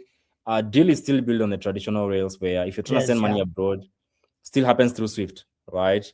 And so many banks in between. But if you look at us and what crypto has enabled by default is that as far as you have stablecoin, you can off-ramp it in any country you are, as far as those rails simply exist. It can be through P2P. People can use Binance and so many other things. Yeah. Got it. And a question that I had was, we see that as far as from a metrics standpoint, last 12 months, you guys volume, we saw that chart earlier, has just gone absolutely parabolic. What's been the driving force of that volume? Like, is it the businesses that you guys are, because you mentioned you're getting these businesses on board so that way it's easier to pay these remote workers. How many of those businesses do you guys have? What's the main driving force of this volume? Yeah, so today we have 15 active and high volume clients. And what honestly has been driving growth is just being hands, head down and just, working on your customers, listening to their feedback. A lot of them didn't start, initially they didn't use us for 100% of their payroll. They were like, we want to try this up. So maybe 10% of our workers, 20%, but over time they saw we're actually efficient. We are listening to their needs. The payments actually arriving very fast. It's very efficient for their remote workers and so for them. And so they kept on increasing those numbers, right? And so, as we are onboarding a new business tomorrow, the previous one is also increasing the amount of customers they're paying through us. And of course, there's also the B2C side. Let me not also put it away. We've been very, let me see, on the ground. My team and I spent a lot of months in our key markets like Asia last year, trying to understand those markets, especially Southeast Asia, a bit of Africa, where a lot of these remote workers are who are hired by US companies. So there's that level of like being on the ground, not just like being a founder online, but also being on the ground and understanding what's happening, especially on both worlds, right? The US, where the money is coming from, and also where it's going. Yeah. So on the US side, I see that you guys are also partner with a top US bank. I don't know if you can disclose who that is, but just kind of tell us a little bit about what does that partnership unlock for you? I mean, you're on the ground with the users. How are you also benefiting from partnerships like, the Circle Alliance, these blockchain ecosystems that you have as well? Yeah, let me not disclose fully on that, but I'll say the bank enables us to have these US bank accounts because by default we're not a bank and we don't have the licenses to do that. So that partnership with the bank is enabling us to remove the whole compliance hurdle for now on top of our heads, right, and focus on the growth, right, before we can think of now building our own rails. So that's giving us the the US dollar accounts, and then the crypto aspect and everything else we built that ourselves. Then in terms of communities like Sako, Sako, first of all, have been very supportive on our end. Like I remember when they hosted a lot of events in Asia, they gave me this chance to speak in Singapore, trying to connect me with a lot of, customers through their teams, and also Sako is an enabler of like, what we use USDC. So there's like that relationship that we've been building together. Financial side, they have given us a couple of grants, and all that has been super helpful. Same with base ecosystem, right? Solana, a lot of support coming through. Got it. And out of curiosity, where is the activity for these remote workers? Like, where are they located? Is it what parts of the world are you kind of dominating right now? Ours is the first one is Southeast Asia, right? So, and this we learned on the, over time, we learned that a lot of US companies, their first option is Southeast Asia when they're hiring, right? Philippines, Indonesia, especially when it comes to this virtual assistants, data labeling right now, it's growing fast, AI and all that. And so, we spent a lot of months, like I'm saying, in Asia trying to understand those markets. And of course, there's a bit of Africa. That's where I come from. My co-founder as well. So that's another market where we have users. Right now, we are seeing also a lot of trend coming from Europe. A bit of Europe. A lot of users also trying to come back, especially in Spain, Portugal, and a couple of countries around. Got it. Yeah. I have to ask: Is this you at the bottom here? Is this you? No. Okay. That's just a picture, yeah. I was like, man, my guy, let's go. Talk about boots on the ground, right? Yeah, talking to the customers. I love it. All right. Go ahead, Joe. Maybe I should do that. That would be nice. I mean, look, Yeezy did it for his Super Bowl commercial, and that that turned out really well.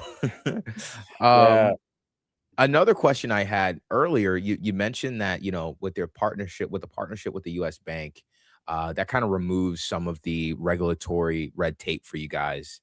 And what I wanted to understand, and you mentioned that at a certain point, you guys would want to build your own rails.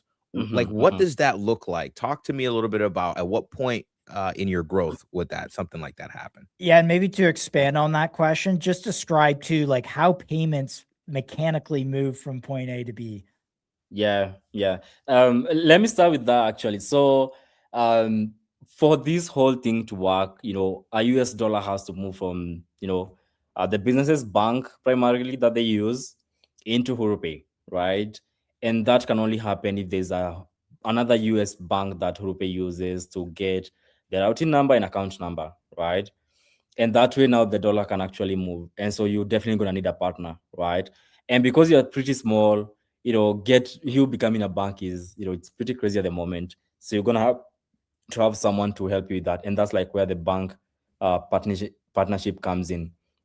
And so the bank is going to take a lot of compliance hurdle for you, because now, because they are the one handling the dollar and all you're dealing with is the USDC, because then they hold the dollars for you. And then automatically you mint USDC for your users, right? And there's a couple of processes happening in between that we do. And so that way we're able to now have USDC, and that way now we can be able to do the rest of the work. And that's like where this banking is very important. But then, of course, with every bank, they have like, there's a limit to how many countries maybe they can support, services they can offer.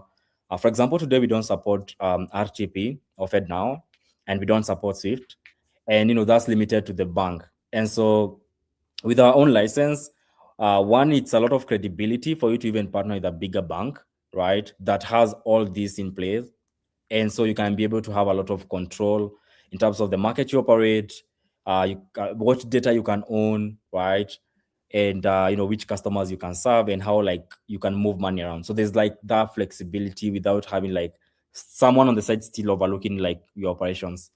And so that's like where the whole licensing comes in. What's the timeline for that? How do you close on that? Honestly, I can say before probably before Q3 of this year. Wow. Yeah, that's like how much we are pushing, honestly. If we can get one MTL or two, we already like in those processing of like application and stuff, but then you need the cash, you need a couple of documents to be filled, a couple of KYC and stuff. So if all goes well, let me say before end of this year. Let me just say before end of this year. Yeah. So you'll have your own like banking license before the end of this year. Yeah, if we have our own licenses, honestly, there's crazy possibilities of what we can do. Yeah, that's because exciting. the big players today in crypto, they are those that actually have the whole compliance, settled, and so you're so flexible in terms of innovating. Of course, right? Yeah. So maybe on the crypto, sorry, Chill, I just want to riff on this a second. On the crypto side, so where does USDC come into play? Is it like if the user on the other side wants USDC, or are you using USDC to send it to a banking partner in the Philippines, like Coins PH, which actually a family member of mine was like a director at Coins PH, which is funny enough. But yeah, can you just describe that real quick? Yeah. So first thing, USDC comes in when you're receiving the money. So HURU cannot have dollars, right? We can't have actual US dollars on the app because we are not a bank, right? And we don't have a license yet, right? So this is only possible with stablecoins. They track, they're pegged with the dollar, and so we can have an equivalent of that, right? And that's like why the first place where USDC comes in. Second, of course, is for people to have to hold stable currencies. So some people don't want to immediately convert the money because where they live, the currencies are pretty volatile, and also the flexibility. Picture this: if you have USDC and you travel from maybe Philippines, from US to Philippines, it's so easy for you to actually still buy something because you can either use Coins PH to convert the money. But if you have real dollars, then you can only go to the bank, right? Unless you have the card, right? And even once if you travel now between emerging markets, like now you're moving from Argentina maybe to Brazil, right? Stablecoins is like the easiest way for you to actually navigate moving your money. And so for countries like Philippines, and other countries we serve, the stablecoin comes in the aspect of people can save in it, right? They can now access DeFi like through savings, and it's super easy to navigate all those spaces. And they can also get better rates out there because if you know Binance, they have really good P2P rates, and stablecoins enable you to access that. Chill. Got it. Yeah, go ahead. Got it. So I guess one question that I had, because for me, like it's crazy to think that you could have a banking license by Q3. So I just wanted to just step back a little bit and just look at the future and just kind of not putting any clear deadlines on anything or anything like that. But just getting an overall picture of your vision. What can be done with what does a banking license unlock for HURU? Yeah, like I said, banking first of all gives you that more control without like having a side person kind of limiting your growth. So when you have a banking license, now innovation is up to you. Like however you want to innovate around your product, what you can offer, that's up to you. The markets that you serve, right? That's up to you. Whoever you partner with next, right? Some banks are pretty strict that you're gonna need honestly to have like your own license and stuff, right? And we understand for them is because they're too big, they're trying to limit how many partners they work with. Some banks are pretty flexible. And so with that license, you can work with maybe much more innovative banks, right? That maybe of RTP, FedNow, Swift, or even other services, or they're more open to regions that you can actually support, right? Because for now, for example, there are countries we can't onboard because our particular bank cannot, serve that market. And this is maybe because of their compliance, team size, and all that. But some banks are too big that as far as the country is not sanctioned, then and your compliance is in check, you guys are understand the risk and everything, then you can actually operate in those markets. And so that's really key for us in terms of like how flexible we can be, how fast we can innovate. There's so many things stablecoins can do. I think this is just like the beginning, right? I think right now mostly Agreed. stablecoins are crypto exchanges, maybe DeFi, but there are a million things stablecoins can actually do, and those you can only innovate as fast when you have like that control. Got it. Sounds good. Well, we have about 5-ish minutes left in the interview. So I want to run through a few things here real quick. Your revenue model, how you guys making money? How does that relate to the token? So let's kind of run through those two real quick, starting with your revenue model. Revenue model, like I say, so because we have two sides of our business, for the businesses, we have 1 to 2%, depending on your volume that you run. So we take that at the point where you're putting money into the dashboard. For consumer side, it's 2% when you're receiving your USD payments. It's that simple. And of course, there's a small margin you make when it comes to Forex. So if you use our methods to withdraw cash, maybe to your bank directly, and you don't maybe withdraw via crypto, then of course you're subject to our rates, and there's like a small margin we've put there. What was your other question? Was in regards to the token. Like how all of that relates to the token. First of all, the token, this is the only way we can be able to raise on MetaDAO. You're gonna have to have a token, and that's like the first thing, like where the token is coming in, right? It's our way to raise money and be able to scale. But it's also our way to, especially for ownership coins, to actually hold you accountable. Because unlike other tokens we've seen before that people raise with, there's no accountability, right? And so this token is a moment of accountability for us. If we are growing, and that's actually a reflective of it's reflecting on the growth of the token, then the business is actually working. And it's also part of us like creating that community around our users. I think for certain kind of like products, some as big as Ethereum, the token brought the whole community, right? Because when you hold Ethereum, you feel like you're part of this whole ecosystem and stuff. And so it's also part of us building that community around HURU. Got it. Dom, Chill, I have just want to double tap on the revenue model, which I think this is a great model, right? You're charging 100 to 200 bips on the enterprise side, and then 200 bips on the consumer side to receive cash. So you're almost double ending it, which is great. I've done a rough math here, which aligns with your numbers, $36 million in cumulative volume. That works out to be about $720,000 in revenue. How close are you to profitability, if not already? And then what is your kind of use of proceeds from the business? Like, how do you see taking that revenue as it scales? What are you using it for? So close to profitability, I think we are there because the team is pretty small. Like I said, we are very efficient. Ours is to kind of have the same model as Hyperliquid. You don't have to have like 50 workers for you to make millions. As far as you can have 10 people and they're super efficient and they're able to deliver. And so for us, for example, for January, we made, 74K. December, we made 66K. And so we are growing pretty fast and hope to, get to around at least 500K before end of this year or at the end of this year. And so in terms of cash flow, like I can say we are per month, right? 500K per month. That's like our aim. Yeah.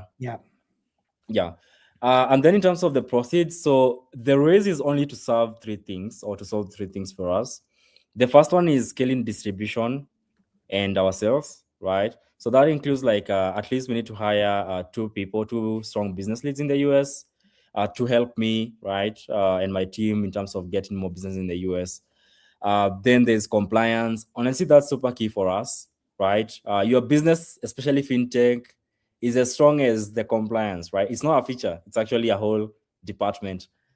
And then we have product development. Of course, there are features businesses have been asking so that they can fully onboard. So today, we still cannot be able to fully bring a business to do everything on the dashboard because, we don't have tools like accounting, super important for businesses. And so there are those key things that businesses have been requesting for: accounting tools, virtual cards, corporate cards, and all that. And so that's like what we are fully focused on this year: compliance, product wise, and then full scale growth. And we see what this takes us.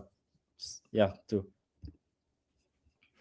Sounds good. Sounds good. I mean, I think we covered Yeah, I only quite have a bit. one last question on this Yeah. because we've seen, and I don't know to what extent you can answer this, but an uncapped raise is a new thing on MetaDAO where Yeah. traditionally, like with Avicii, it was like oversubscribed and then you backed out kind of your percentage of it, which kind of whales play games with that. But now if people pile into this, and usually most of these raise in the last like hours where most of the action happens, Yeah. you're taking all that money and you're putting it into the treasury, and then it'll have a net asset value of the treasury, right? Can you just walk us through kind of this bid wall mechanism? The thinking, okay. So first of all, to touch on the uncapped, this is the first MetaDAO I see to actually do this. And so, honestly, I do understand that even the way the commitments are happening, it's pretty slow than most ICOs. And, we could attribute that to some of the reasons like gaming, right? Previously, because the sales were capped, people knew that they're going to get money back. And so there was a lot of games between Polymarket and actually actual raise. And so I think like I said, I made profit last year. I've been observing the whole game and how tokens are going. And for me, in my own opinion, I saw something like when the sales are capped, you can't really know the true market demand, right? Because you don't know if it's a game, you don't know if these are flippers, people are trying to play and win on both sides. But when it's uncapped, that's like when you actually know the true value of a business, because these are actually long-term believers, right? They're putting what they believe HURU is worth, right? And also the valuation we get at the end of the day is actually what HURU is. And for us, one thing that could go good is that we get long-term believers, right? And so even after ICO, there's not that strong selling pressure that comes, right? Yeah. And after 2 days, people are pushing for you to do buybacks and all those. And so, you become so stressed because you just got like 100 million committed. Then 2 days after the ICO, there's all this pressure, because the token is tanking and people are like, no, let's liquidate the project, right? And so for us, we are like, okay, we are putting a bet on this. If it works, then good. I think it's gonna be like a standard for probably maybe other future launches. And also it's gonna protect people who they wanted to commit like 10K because they believe HURU is worth 10K of my money, right? Yeah. But when the sales are uncapped, right, you believe in HURU, but then someone else, because they have big money, they take a chunk of your allocation. And so for us, like, this is us attracting long-term believers and also trying to protect everyone, especially prices being so volatile, because it doesn't matter if the business is doing well. It doesn't matter if people are building. It's now like the whales determining your value of the coin, and that's pretty bad, right? And that's like why we are doing the race. Then more about the details is that, again, whatever we get, we receive during the commitment, we take it. But then something important to mention is that all the money does not go to HURU's treasury, right? As you can see even here, it's written, it goes to liquidity, treasury, and bidwall, right? Those are 3 different things. HURU needs a minimum of $3 million to actually achieve what we hope to achieve in the next, let me say 24 months, depending on how like we use the allowance. And then we have liquidity, and then we have the bidwall. Bidwall is for those scenarios, like I said, at times maybe, God forbid, maybe the token trades below NAV after maybe 30 days or whatever time, then, that is able to protect. And when the bid wall is kind of big, it's also helping you as founders not be too worried about the money now coming to it into your treasury, right? Yeah. Because when you have less bid wall, a small bid wall, it means that now when a proposal about buyback passes, then your treasury now, the money you actually need to build is now being used to do buyback. It's less. Can I ask, because we have like 1 minute left here, and this has been a great conversation, by the way. When you soak up tokens in the bid wall, will you use those tokens for future, let's say, OTC deals? Like what happens when the token trades at a huge premium, 2 years down the road, and you're like, oh, we have this access tokens, we can actually OTC it and raise new funds at a higher price than we bought it back for. So right now they are kind of removed from from the circulation. So By default, that increases the value of the remaining tokens, right? Yeah. And right now, the kind of it's a bit unclear. Like there is a ban happening of those tokens because they are no longer in supply. But then I believe there's a chance for more minting, right? And you can also raise proposal with the team to decide maybe these tokens need to be, sold later on when there's like a better opportunity for Rupe to raise money and then can be used.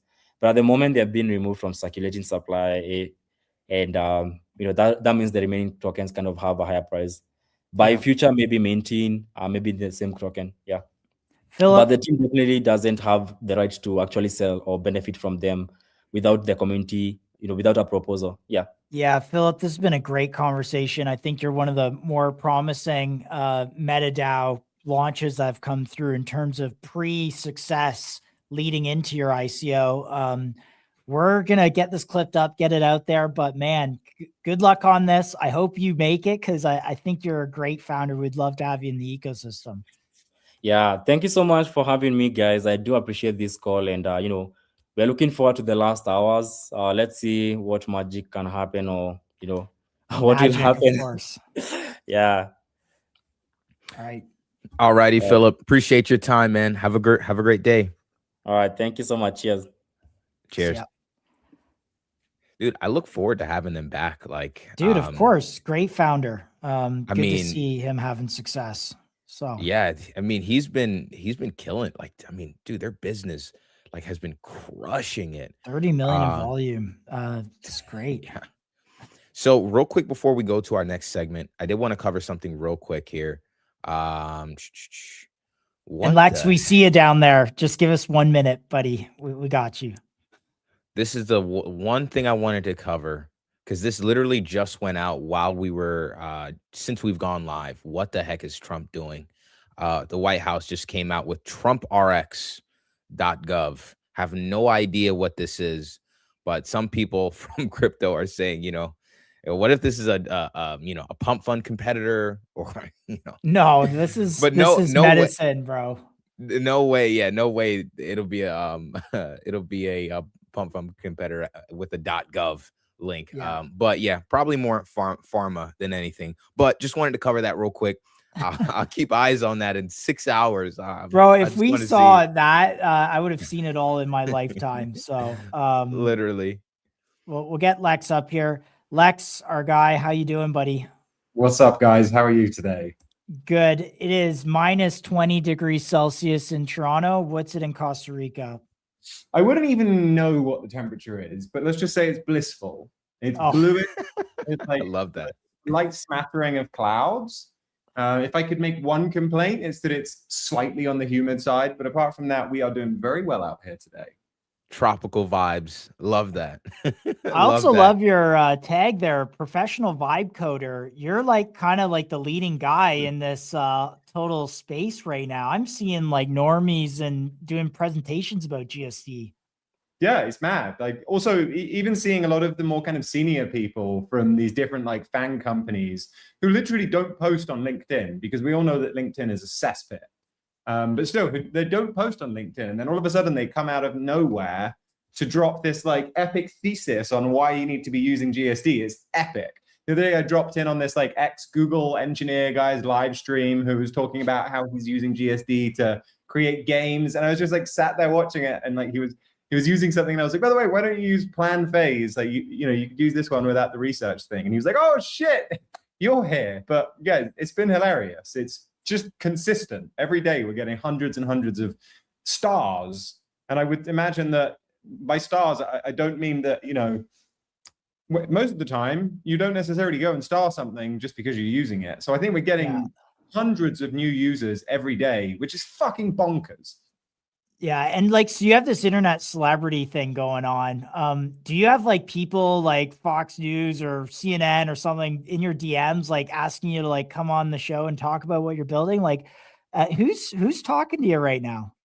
No CNN or Fox News. Fox News would be hilarious, go on there like I don't even know what would be going on that. But also I have my DMs turned off. Maybe that's something I should turn on. Yeah. Not anybody can message. But we do have a very interesting podcast coming up in potentially tomorrow, or we might be doing it early this weekend. But it's a very exciting podcast. I think it's going to be very exciting for a lot of the people who have stayed committed to the GSD token, and to see the kind of respect and adoption that we're going to be getting from this featuring, I think will be rad. Yeah, I want to talk about this. Sorry, Chill. Just one last question here. I want to talk about this podcast in a second, but the mainstream media thing's interesting because Fox News was featuring Moltbook as like this kind of thing on, you know, their programming. Basically, the message they had there was like, look at the agents, look what they think of humans. Like the content, for instance, has kind of escaped crypto Twitter, and it's gone kind of more broadly viral, which I think is great for our industry. We love to see that. But I was maybe just, you know, I've seen you kind of get around outside of crypto Twitter. I just wondered if the media also has caught on to GSD itself. I know they haven't actually yet, but I feel like it's something it's just waiting in the sidelines for that first. I'll get to message you guys and be like, yo, you never guess who hit me up today. Yeah. And one last one, Chill. Sorry. This podcast, can you walk us through this podcast? Because everyone tagged MCG, which we very much are grateful that we've struck up this friendship and relationship.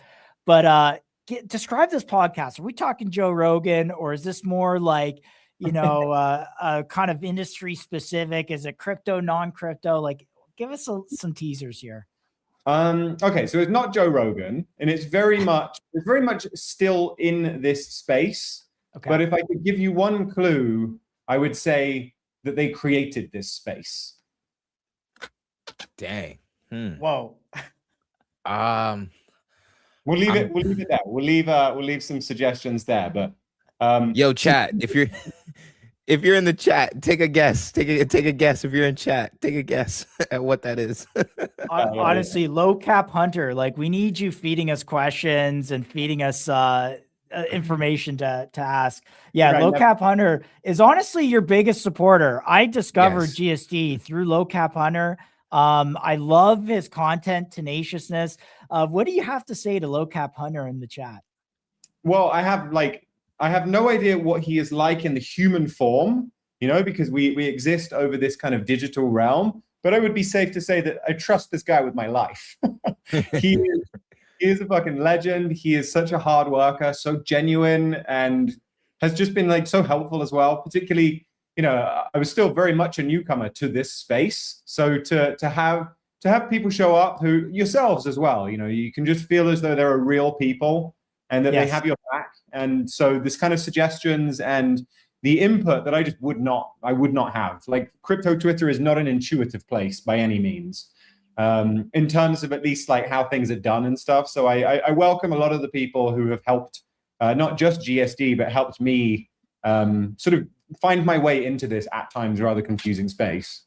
Yeah, and someone's actually asking here, LFXD, what is MCG? Like, at a very high level is exactly what we're doing now, is just try and help bridge the crypto Twitter gap to mainstream companies is kind of how we started, that we're exploring token stuff. Because to me, the token thing, for people who are outside of the industry, they look at crypto and they cringe, but it is one of the greatest coordination engines ever, because everyone feels like they're involved. They kind of have a stake. It's kind of like, you know, it's like when sports betting, it's, you know, you may not be a fan of the team, but you place a $5 bet here, and now you're invested in the game. You're invested in an outcome. You have skin in the game.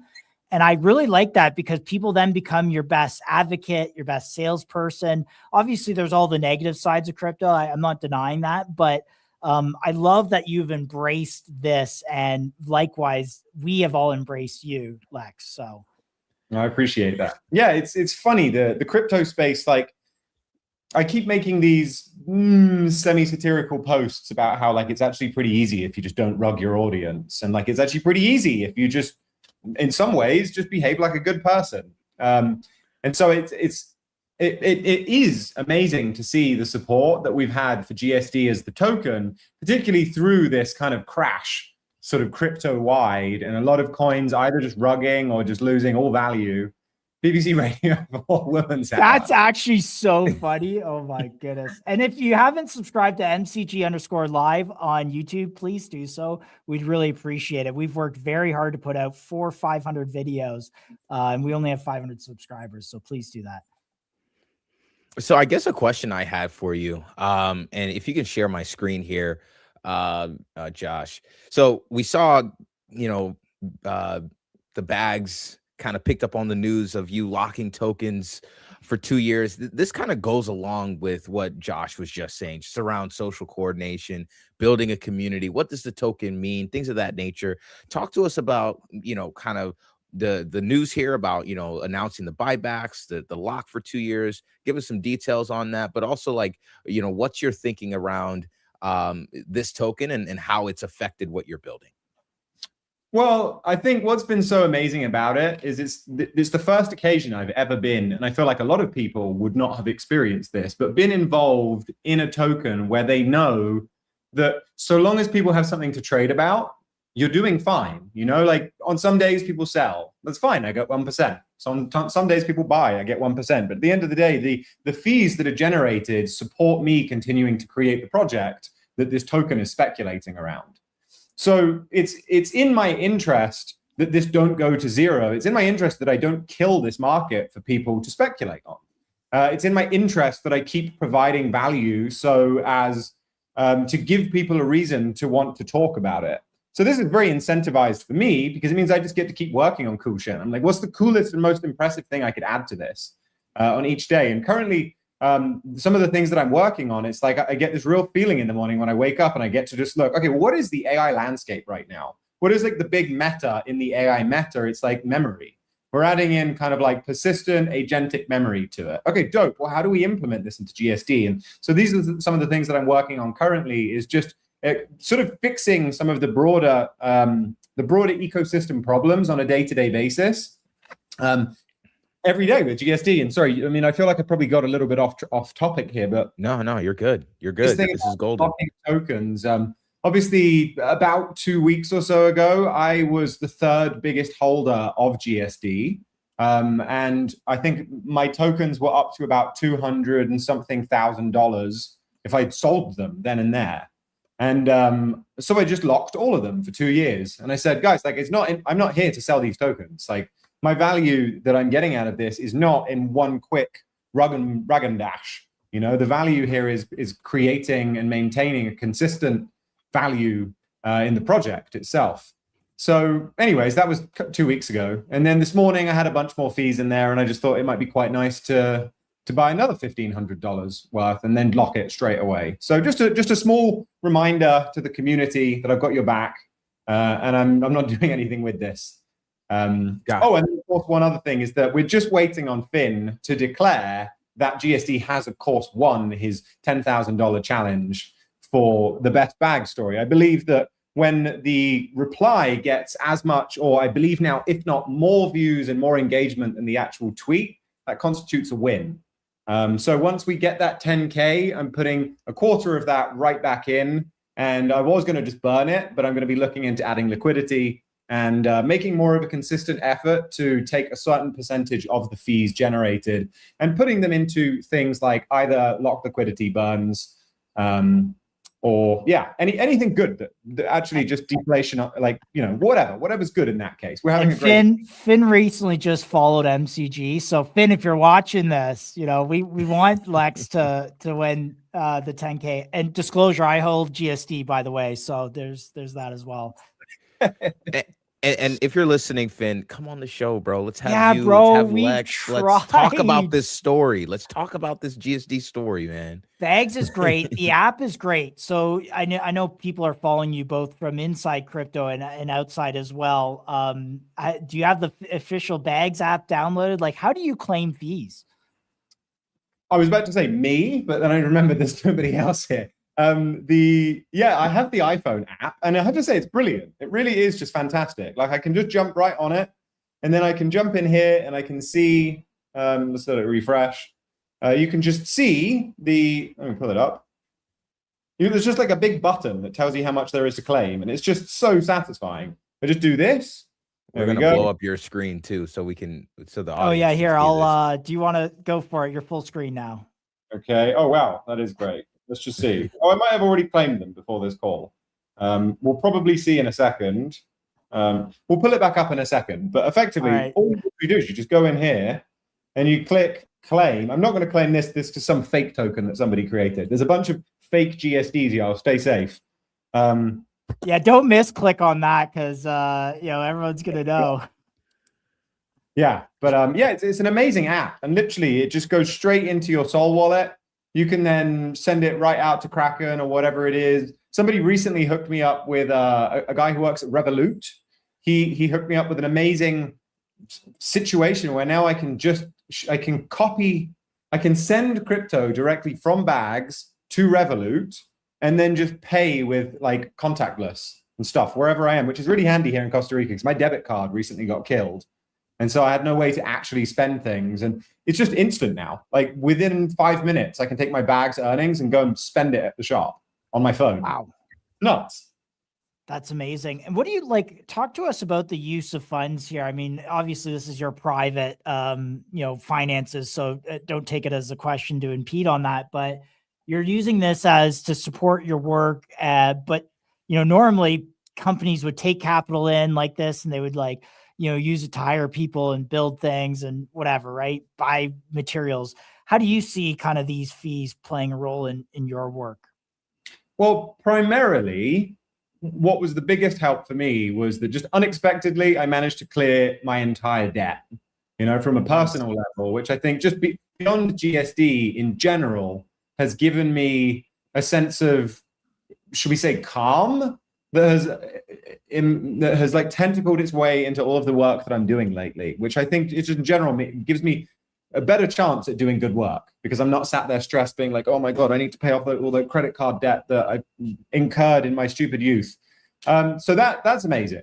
At this point, now it is just pure profit that comes in. And at the moment, the way that these fees are being used is that apart from the buybacks and in the sort of earlier days, I was putting a decent amount into like Dex Screener and all that kind of stuff. And people said, stop doing that. It's a waste of your money. Stop doing that. We'd rather you just claim these fees and use them yourself. So apart from the buybacks and the locking and stuff, it's effectively just making it so I'm comfortable enough to wake up every day and just work on this full time. And if, God forbid, everything were to go to hell, I'm in a position where I've never, ever been this comfortable for the foreseeable future, that even if everything went to hell, I could sit down and just keep working on this. And just, it's a wonderful experience to have. Yeah. And So things like that I think is going to be changing the way that creators work is to be able to offer people that kind of peace of mind and that spaciousness in themselves to be able to dedicate themselves fully to the work that whether there was an audience before or not in the beginning, they did, and it moved people enough to want to then tokenize it and create a commodity around it. I think this is definitely a core part of how creators will be funded in the future. Yeah, so kind of dual purpose here. One, obviously support your work as you mentioned, and then do you expect to see instances where you'll continue to do these like buybacks and locking kind of thing like you've done here? Yeah, one of the other things that I think is key would be providing liquidity. So that will be one of my next things. I know for sure that I can lock tokens. That's cool. I learned what buttons to press to do that now, and all of the fancy fanfare that comes with it. But I think the next thing to look into will be providing liquidity, and then maybe also just like burning the LP tokens as well. Yeah. And sorry, Chill, I'm riffing. What about outside of the fees? Like, do you foresee other revenue avenues? Like, are we putting ads on Get Shit Done or something like that? Like OpenAI got clowned by Claude for recently. Yeah, I don't know if you've seen the commercials, but they are freaking great. Of course, that's a great question. Yeah, they were really good, those ads. Right now, there's no plan as of yet to monetize GSD itself. I think what's caused the insane amount of respect and support that we've had for it is that it is an open source framework, and that's meant that we've had tens of thousands of people be able to use it and to be able to provide feedback and support and improvements and their perspective in their 30 years being a senior engineer at whatever company. I think that is the moat, and in many ways is just the community that's been built around it. We started a Discord server a week and a half or so ago, and it's already got like 1,000 something members, and it's just popping off in there with all sorts of people just like having the most amazing conversations about how they're using GSD and keeping up to date with all of the latest and greatest in AI. So I think at the moment that the value is what already exists. I'm not looking to try and squeeze any money out of it in a way of being like, okay, guys, well, if you want to not have like big titty ads and casino flashing banners and stuff, then you need to pay me XYZ. Yeah, for now, it's a meme coin. You know, it's a meme coin whose value is attached to the fact that this is, in my opinion, the hottest Claude Code framework around there, and will continue to improve. Yeah, And chill. I got speaking- one. I got one. One last more. one? Okay, Yeah, I got one okay. more. I'm so sorry, my brother. I do. One other token we've covered recently is Loria, which is, I don't know if you know Andy Aries' story, but he created, Truth Terminal, which spawned Fart Coin, which was a very viral thing among also Goat Coin as well. Both these tokens ran to 1 billion. Fart Coin ran to 3 billion. It was like the biggest thing on the internet. CNBC is talking about Fart Coin, the Wall SNL Street as well. Bros, SNL. Like, this was one of the biggest cultural moments in crypto Twitter history. He also has a token called Loria, and like you're kind of second to that in terms on Bags just right now. Like, you're in that echelon of Bags, not on Bags creators, but AI creators in general. Just so people are aware that like Andy Airy is like a legend. But yeah, sorry, Chill, go ahead. I love that. Loria, you said. Oh yeah, here we go. Yeah. Loria. Yeah. Yeah, huge Upward dude. spiral. Yeah, you're upward spiral. I love it. So in the comment section, Josh, there's Harish Reddy 3310. They asked the question, is this not the GSD Claude Code Git stuff? Real quick, for anyone watching that isn't aware of who Lex is, what GSD is, just real quick run through your story, and maybe afterward kind of talk a little bit about some things that you're excited about for the future. Okay, awesome. Yeah, well, GSD with a $sign before it is the token that represents the, as you quite rightly put, the GitHub repo for Get Shit Done. And Get Shit Done was originally just a Claude Code framework, effectively a middleman that sat between you, the human being, and Claude Code's execution. And you can imagine it sort of as a general contractor, that if you, a person, particularly somebody who is not aware of how to build a house, but to just go about trying to do it, you'd probably run into some rather serious issues. You'd end up having to tear things down and rebuild them again. You'd probably get fucked by the electrician, all of these kind of things. GSD is the general contractor that as you go along to this guy and you say, yo, what's up? I want to build a house. And he's like, okay, cool. Well, I need to do all of these specific things. We need to apply for planning permission. Obviously, we need to put foundations in before we order the electrician to come in, all of these kind of things. So GSD is effectively that general contractor that takes your idea, helps you get super clear with it on what it is that you're trying to build, and then implements everything in a step-by-step fashion. This was originally built just for Claude Code, but with the wealth of support that we've had from people using it across all different frameworks, we now officially support Claude Code, Open Code, Gemini, and I believe we're about to officially support Cursor as well.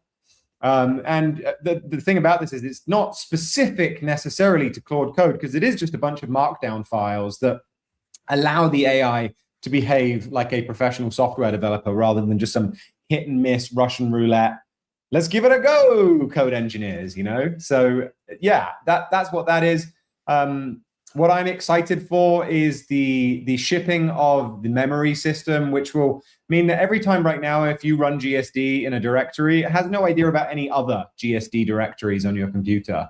And so what I'm currently working on is a unified home so that any lessons learned from one project can propagate through to the other instances of GSD, as well as some people have mentioned as well that the whole kind of researching phase can often take quite a lot of time to go and actually like research, well, what is the best way to use React hooks with blah, blah, blah, blah, blah. Why don't every time we create research, we store that in an intelligently retrievable database so that the next time we need to research, we check that database semantically before we go and do deep web research. I think that's a great idea. So that's what I'm currently working on. There's a lot of other nice things behind the scenes as well, in terms of I'm not rushing the process, but creating a specific IDE for GSD as well is one of my core concerns after implementing this memory system. What's IDE? An IDE is a integrated development environment. What does it stand for? Let's see. I always like to ask people the acronym to see if they know it. No, I'm kidding. Yeah, it's like kind of Cursor or Windsurf or VS Code. It's a place where you have your terminal and you have a file browser and a code editor and that kind of stuff. But a lot of them are all very complex. Not that they're necessarily difficult to use, which they can be, but there's just a lot of functionality you don't need when you're just trying to get Zen and lock in. And I would say what is needed to actually use GSD properly is like a Git commit history, so you can see what it's doing. You can roll back easily a nice Git graph, a file picker so that you can see what's being made, maybe a lightweight editor like the Monaco code editor, and then the interface, like the chat interface. We don't need all of these millions of windows, and I effectively want to create a space where myself, when I sit down to get in, I just jump into this very zen little portal and have a great day and just ship some great software without having to keep bouncing back and forth like I am between the various tools that I use, like VS Code and Warp. Just put it all in one place. Yeah, we got 5 minutes, and Chill, I want to ask one more specific question. I saw on X someone was talking about GSD in the context that like GSD is kind of like the process of building things. Like basically, I don't want to say productize, but you've create a process. I don't know. Some might call it a framework. Can you describe that a little bit? So I think what a lot of people started to realize as the initial novelty of vibe coding wore off, and by that I mean as in that you could say, make me a website, and it would make something pretty trashy, pretty shit, that was a bit broken, but it made something. Whoa, you mean I can just say something to an LLM and it can produce something? Go, yeah, pretty nice. But once that started wearing off, and I think once more experienced developers started playing around with it, and by that I mean people who are able to write code on their own, and they saw the potential of this, people quite quickly realized that it's not enough to just tell the AI to do things. And it's also not enough to just create great prompts. That was, I think, the original meta for a while, is it was like, oh, AI is only good as the prompts that you send it. I even used to say that. It's like, it's only as good as what you tell it to do.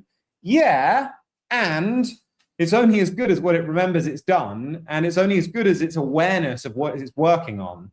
And so we started to see this big increase in these frameworks. In the early days, like things like BMAD workflow was the first one I came across.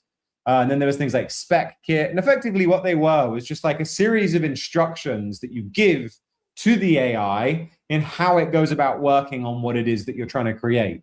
And it just gives it these guardrails, and it gives it these patterns, consistency, and just know-how to organize and document the work that it's doing in such a way that if, God forbid, it crashes, you can launch it up again. It knows what it's done.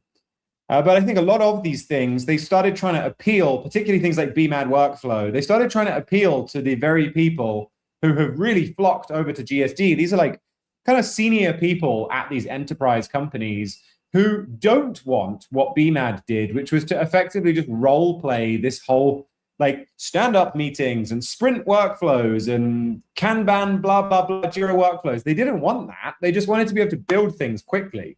And a lot of these people, they're used to that all day at work. So when these developers came home and they wanted to just create shit on their own, I think what people really appreciated about GSD is that, like, I don't work in enterprise. Therefore, I have no real desire to want to pretend that I'm some kind of computer guy who has like stakeholders and all that bullshit. I just want to build cool stuff consistently and repeatedly and effectively. And so GSD was built from that mindset. It's like, how do we take this framework concept? How do we take this idea of giving instructions to an LLM so that it can do its job better without having to do all of this, like, look at me, I'm a product manager, bullshit, like telling the AI, you're John, and John is the code verifier, and you have a pocket protector. We don't need any of that shit. We just need it to know what kind of templates. She said, look, I'm not a traditional corporate developer. I come at this from a different angle, and it's worked.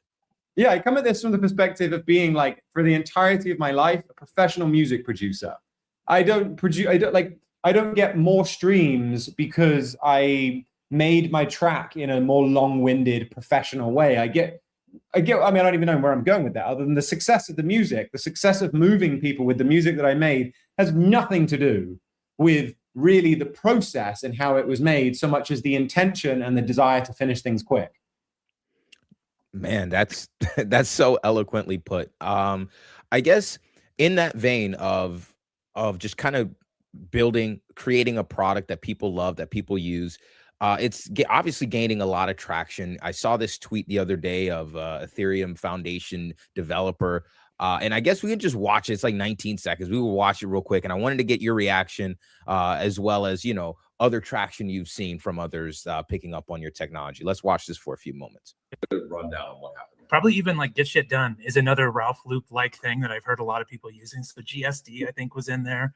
But yeah, the CloudBot launches, and it's like normies can use it. So we see Ethereum Foundation developers. We see many traditional Web 2 developers, very big names, picking up on GSD, using the product, using the technology, I should say. You know, what's been the most, like, what traction have you noticed has been getting picked up? Who's the biggest people that you know using this thing, and why is that so exciting to you?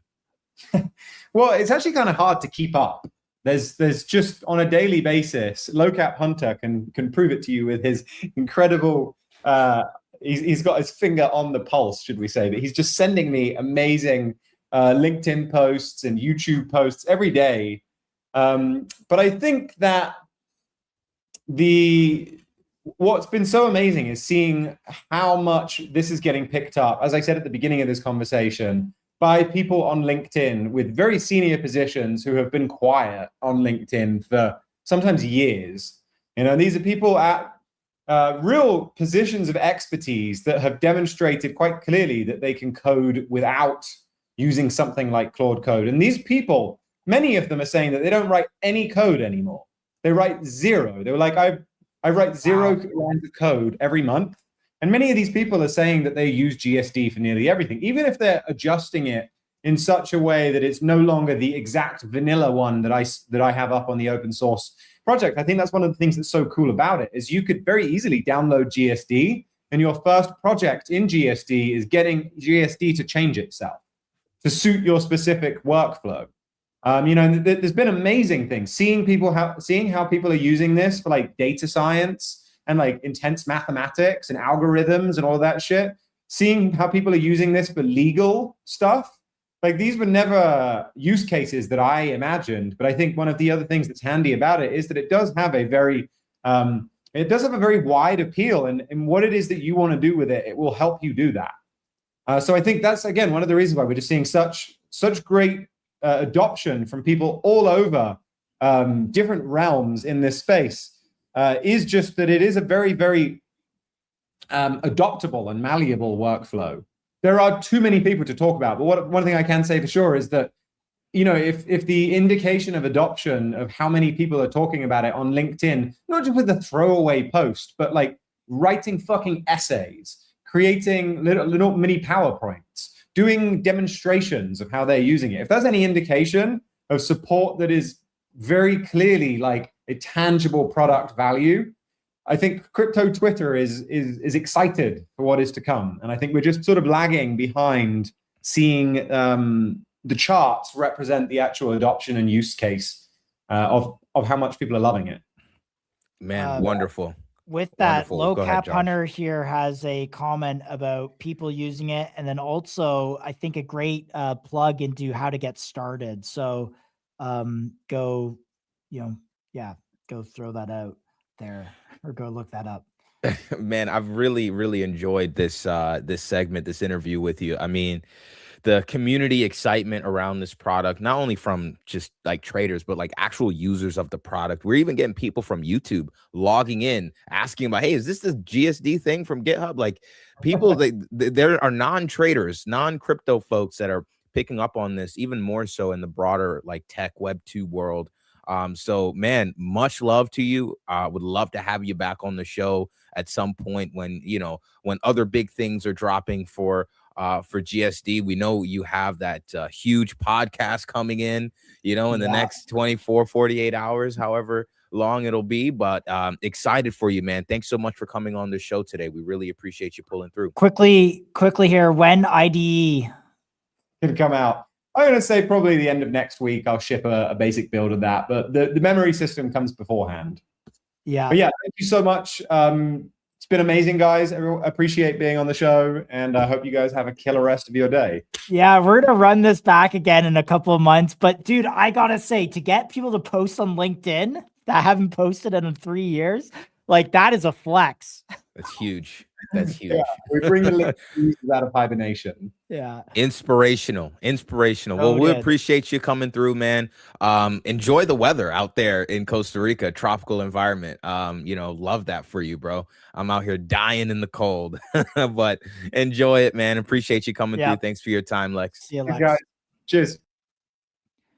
What a chat. That is one of the hottest crypto projects in the world right now. I mean, this guy is on, like, he's not on TV yet, but man, I'm seeing like meetups and stuff about this stuff on the Can I real quick before we get to our next segment? Yeah, sorry, Jack. We see you, bro. We're getting there. We're getting there. That was a crazy combo. This last thing I'll just say, it what he's doing with GSD is essentially coming in with a non-traditional approach to technology. He's made something great out of it, and people are actually picking up on it. And what he's doing really is he's inspiring people.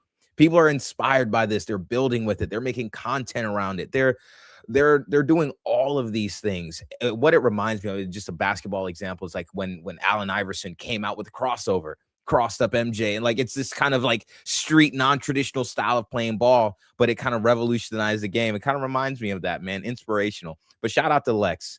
Let's move on to Surf Cash. We have the Surf Cash team coming in, and they will, I think we have them in the 70,000 downloads, 1K forks. Oh my goodness. 20K downloads per week. This thing might be one of the hardest things in AI right now, other than Claude Code itself. I saw that they had 20K downloads, a third of their total downloads just last week. Like, it's accelerating at a neck-breaking pace. Oh my goodness. Yeah, this is massive. Definitely, like this is Andy Airy level kind of stuff. That's what I'm saying, man. Non-traditional though. Non-traditional. He's not just a corporate guy. Just coming in and flexing on him. All right, let's switch contacts real quick. We got Surf Cash. We want to get Jack on here. Our guy Jack, how you doing? GM, what's up, guys? Jack, what's going on? Welcome back on the show, brother. How you doing? Man, I'm super happy. Third time in the show, and every time we come here, we only receive blessings. So today is not going to be the exception. Yeah. I love it. Awesome, man. Awesome. Well, you guys have been building out Surf Cash here. Just for context, and you probably did it last show, but we have new viewers all the time. There's people showing up here from Twitch, YouTube, X, new viewers. So for anyone that hasn't seen the first, second interview, explain to us real quick who you are, what Surf Cash is, and then we can kind of get into the interview. Yeah, perfect. So my name is, I'm Jack on X. We are part of like Super Team Vietnam, Super Team UAE, right now Super Team Brazil as well. We are all Solana founders, and we decided, like traveling is becoming more popular. Once you take away the right of people to travel during the COVID, right now everyone wants to travel, So we see an insane boom in digital nomads, travelers, and we also see an insane boom in use of crypto, like all-time highs in usage of crypto. So people need to spend that money in real life. We have people learning crypto. We have a lot of crypto travelers. And when they travel abroad, they need to use these Visa or MasterCard cards. And the thing is that if you go to emerging economies like Vietnam, the Philippines, Brazil, you have to pay up to 20% fees when you use your card, and it's not a self-custodial card. A lot of people in Brazil got their accounts frozen, it's a lot of trouble there. So we said, man, it's not fair to hand out like a big amount of money every time you swipe your card to Visa, MasterCard. You know, like this infrastructure was useful by many decades ago. Like we have technology now, we gotta use it. So we are giving the lowest fees when you spend your crypto in real life. And the way we do that is by scanning the local QR codes. You know, in these emerging economies, they were very smart long time ago, and they said, you know, F you to these cards, and we are gonna build our own payment rails. So the consequence of that is that we achieve the lowest fees for paying, but we also not just want to save people money, but when they spend their money in real life, but we also want to make people money. So in average, we are saving them between 15 and 20% per transaction, and we are making them 15% APY on their stables. So we are building, and here's Akshat, our core contributor as well for Surfcash. And yeah, so that's pretty much what we're doing. And we launched through a futarchy because we believe that you should own what you use. So we have an amazing neobank that is called Surfcash, which provides the solution.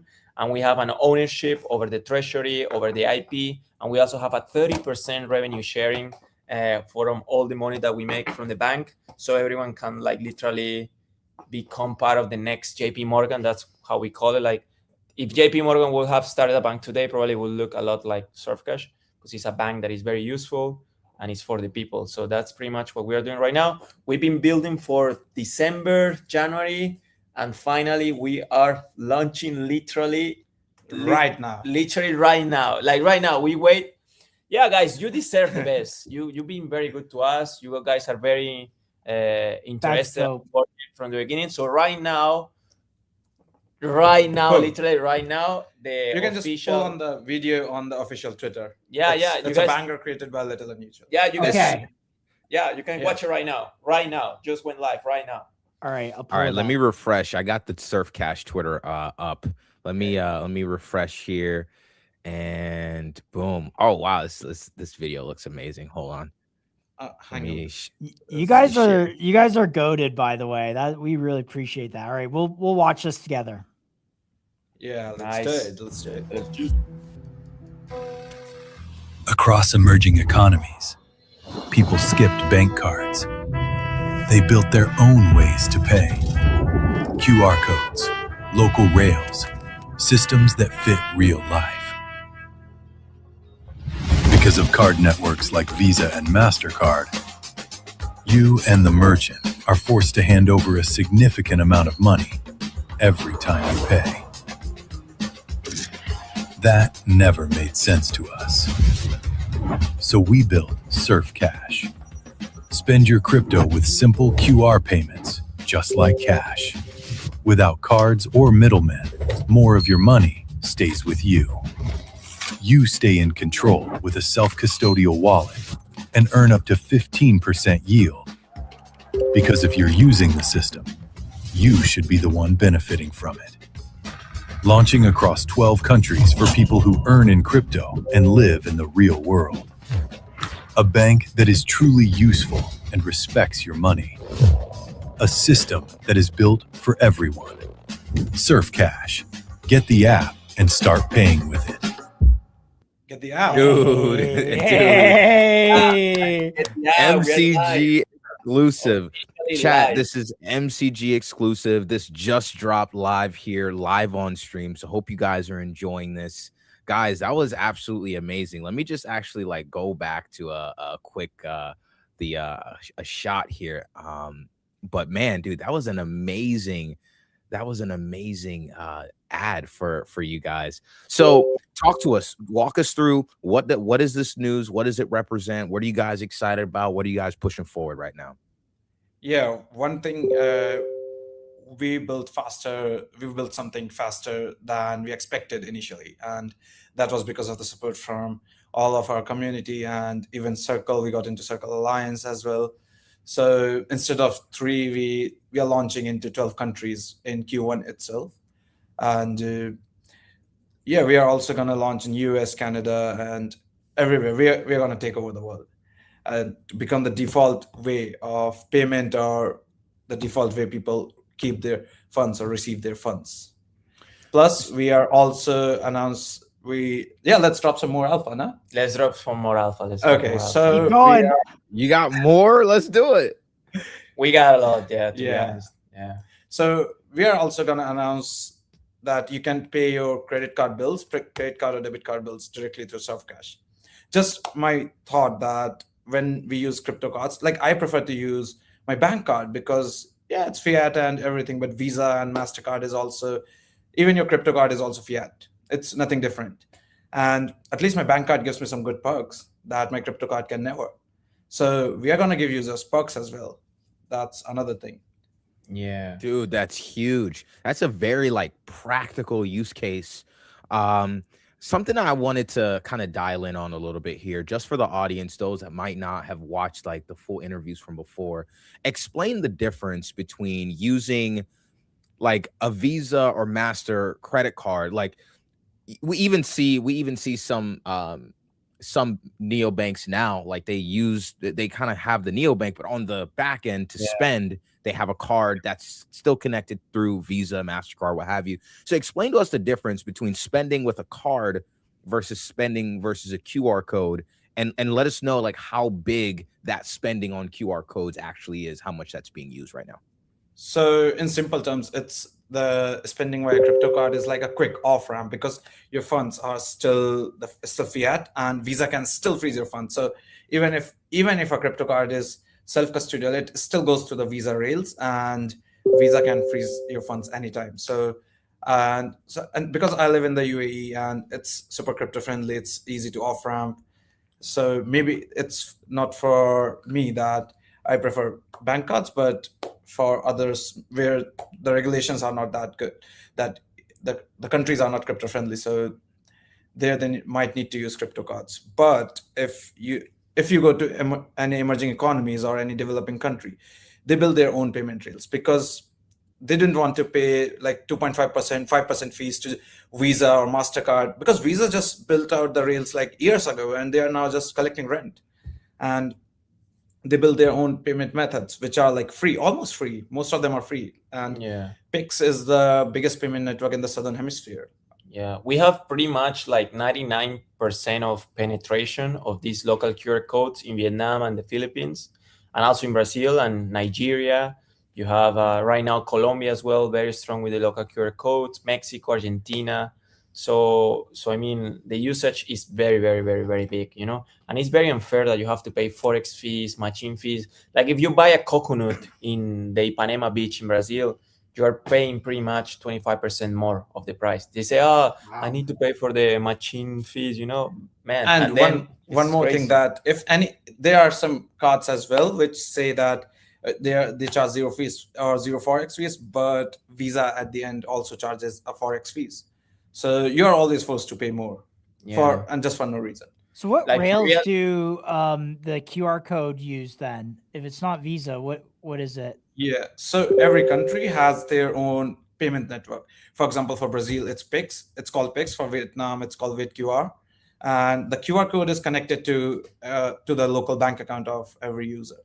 So user can directly receive the funds in their bank account. And for example, because taking a POS machine, having a POS machine needs you to be a merchant. And for example, when I was living in Vietnam, I could not pay rent to my landlord directly because he did not have any card machine, or the only way was that QR code or cash. So it took me like 3 ATM trips. Yeah, or you can send money through PayPal, or you can ask someone for the favor, or you can go to a MoneyGram and get your money, and then you lose the whole afternoon. You have to pay a bunch of fees. Like using crypto in real life is very, very, very tough. Very tough, dude. And it's so expensive. So we were like, no, let's just build a bank. Like this is a bank, like we are offering everything that a bank offers: lending, borrowing, good APY, and we have a bunch of amazing products because our target market is nomads, local crypto earners, travelers that use crypto, and we are, as a byproduct, literally saving billions of dollars of remittances money, because who is the biggest country with the largest remittances volume? It's the Philippines. It's like $40 billion, it's huge. So yeah, we just want to respect people's money. It's not fair that when you spend I know, because my wife's from the Philippines, and there's sending money back home in pesos is like a really big thing. No, dude, Oh. it's just so unfair. And on top of that, we have the revenue sharing, which is amazing. So every week, for people that stake the Surf Cash token, they get 30% of all the money that we make, which is amazing, Wow. because that's how it's supposed to be, and you own the treasury and you own the IP, it's like, this is the bank for the people, and we have amazing backing, we have amazing partners. We have been working very, very, very, guys, we have been working insanely hard on the compliance part. We have been working insanely hard on the tech part to make it very smooth, to make it very self-custodial, to have, guys, we have a lot of things that we are not going to reveal everything because we have a lot of things, but we are very, very, very Solana people, so we want the Solana ecosystem to win. So we are preparing a lot of good Solana bangers to motivate people to use the app and to start paying with Surfcash. I don't think there is a new bank with as good as fees as we have right now. We are right now going live in 12 countries, but maybe before Q3 we will be live in 40 countries, and we will be taking the whole world, offering a lot of stuff. Like our target market is people that travel, right? So what does a traveler need? So they need to do a lot of things, right? It's not just paying. So we are cooking in that regard as well. And that was the same point for Solana, that you get fast and cheap transactions. So that's what you get from Surfcash. Yeah, it's even faster to pay with the local QR codes than by using your Visa card. Like the transaction happens faster. Like it's almost immediate. Yeah. Wow. So you guys are basically using completely different rails outside of, something like, a Visa, a MasterCard, and you're using the local payment networks in order embedding that into the QR code. So that way it's easier, it's local, it's usable. So that's awesome. One thing I saw in that video, that video that you guys just released, was, I believe it was 15% yield, 15% APY. Talk to us a little bit about that. Where does that yield come from? You can check Perena, app.perena.org, and it's like 10 to 15%. APY is the target, and they run multiple yield strategies. They have some holdings, and they run delta neutral strategies. Plus, the yield is liquid, and it's backed by USDC, USDT, and PayPal USD. So yeah, shout out Perena. We actually interviewed them live on stage, or I'm trying to remember her name, but really nice, good product. Yeah, I've been connected to Anna before. Anna, yes. Yeah, Anna, when back from Solana Foundation days, and she's been super helpful, super supportive, and in the early days of Surfcash when we were just ideating, so she gave a lot of good feedback. Yeah, guys, and we also have something called the Surf Score. Oh yeah, which allows you to have even lower fees. So I mean, we have friends. We have, like, of course, special rates for the people from Solana. All the super team members, they all will have like extremely nice benefits. But people that use the app, you will get the lowest fees. Like, you will get the lowest fees. Like, I'm talking about very, very low fees, like near zero fees. That's the goal, So it's time to start saving money. Imagine you spend how much money a year using your crypto, saving 1%, 2%. Imagine now saving 18 to 20%. It's a lot of money that we're saving, and we want this money to be used for something else, like, I don't know. It is expensive. Like when I off ramp crypto through Kraken, it's like at least 1%, if not 2%. It's fairly expensive still. 3%. Oh, that's a lot. Like it's a lot, dude. It's called robbery. Yeah, it's a lot. Fair, it's not fair, dude. To be honest, it's not fair. It's not fair at all. Yeah. When do you have Android app coming? For now, that's why, because app stores are super skeptical about financial applications. So Apple took a very long time. We just released the web app that anyone can use without downloading. Yeah. So Android app, because we don't have any timeline from Google Play, but they just send us feedback and we work on it. They send us a bunch of more feedback. We follow up on that. So that's how the things are going.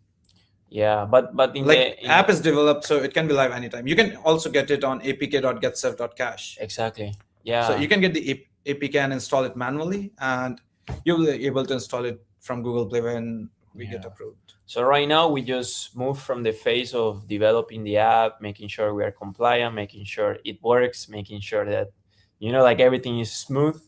And right now we just moved to the phase of the go-to-market phase. So we have over 3,000 people right now using the app in Vietnam.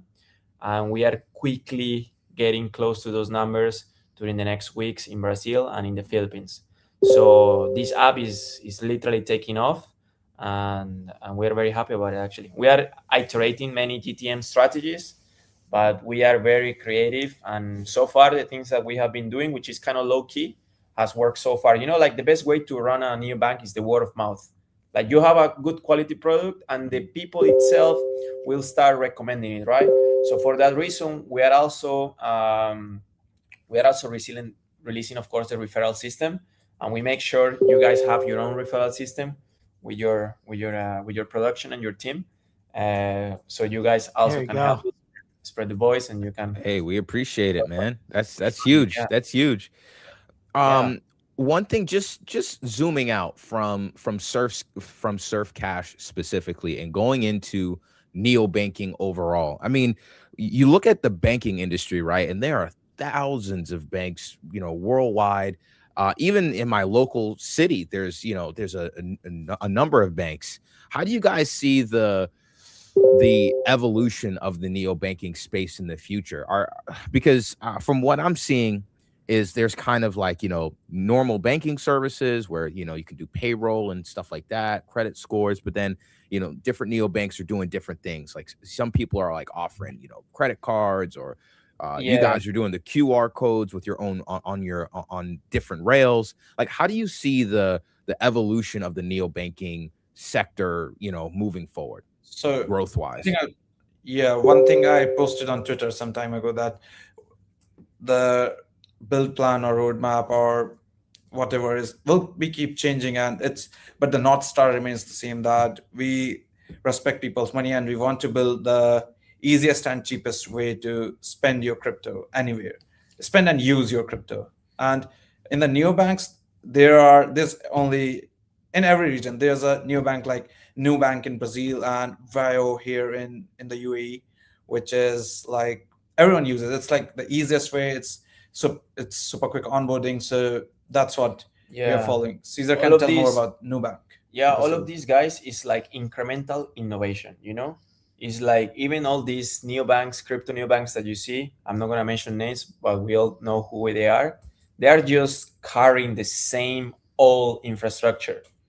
We are not incremental innovation. Surf Cash is disruptive innovation. You know, like it's a whole new set of possibilities and challenges. We have a future key. You know, people can vote on proposals. We have voted to migration of the treasury. We have voted, okay.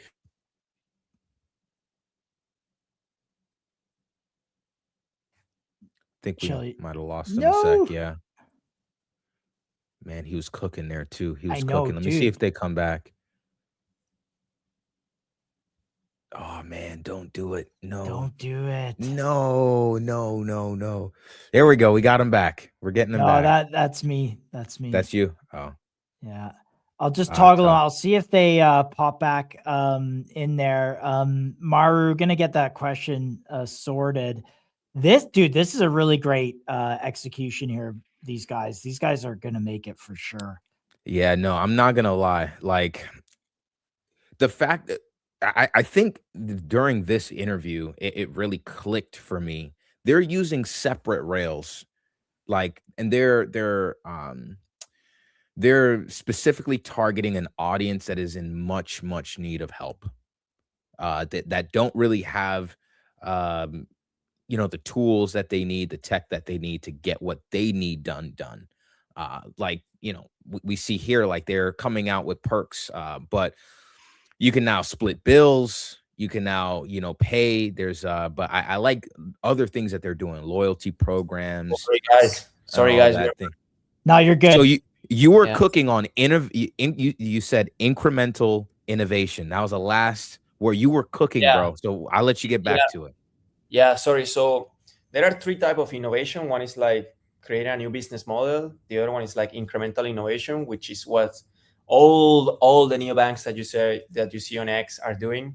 Incremental innovation is nothing disruptive. It's like, okay, I use the same Visa and MasterCard to use my crypto. Bro, that's not innovation. That's literally carrying the same old patterns that got us to pay a lot of money to these guys, and they don't give us anything in return. We are doing disruptive innovation. We don't depend on the old infrastructure. We depend on the new local payment rails. We also have a whole new system, which is the future key, a governance in which people that own the token, they can propose proposals, they can bet on the proposals, they can make money while they try to predict what proposal will pass, what proposal will not pass. And the token, the Surfcash token, give you ownership over the treasury and over the IP, So that's why when you have the token, you can also join the revenue sharing. So it's a whole new type of thing that we are building here.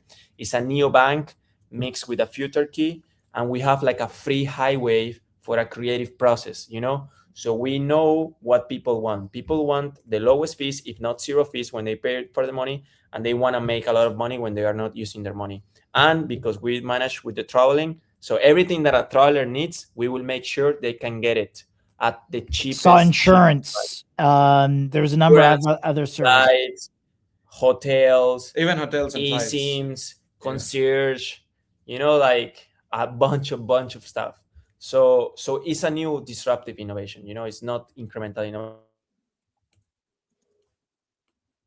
Come on. No. Got this. You got this. I wanted to ask if they had pre-signups for this. How many? Oh, hi, I'm the third co-founder. Hey, Chester King, welcome. Let me know if you guys have any questions. Yeah, question. Did you have pre-signups or what is kind of like your traction? I know you just launched live on stream, so love that. But any like kind of pre-traction? And joining from Twitch, love that. We had 13K. 13K. Wait list. Wow. Okay, cool.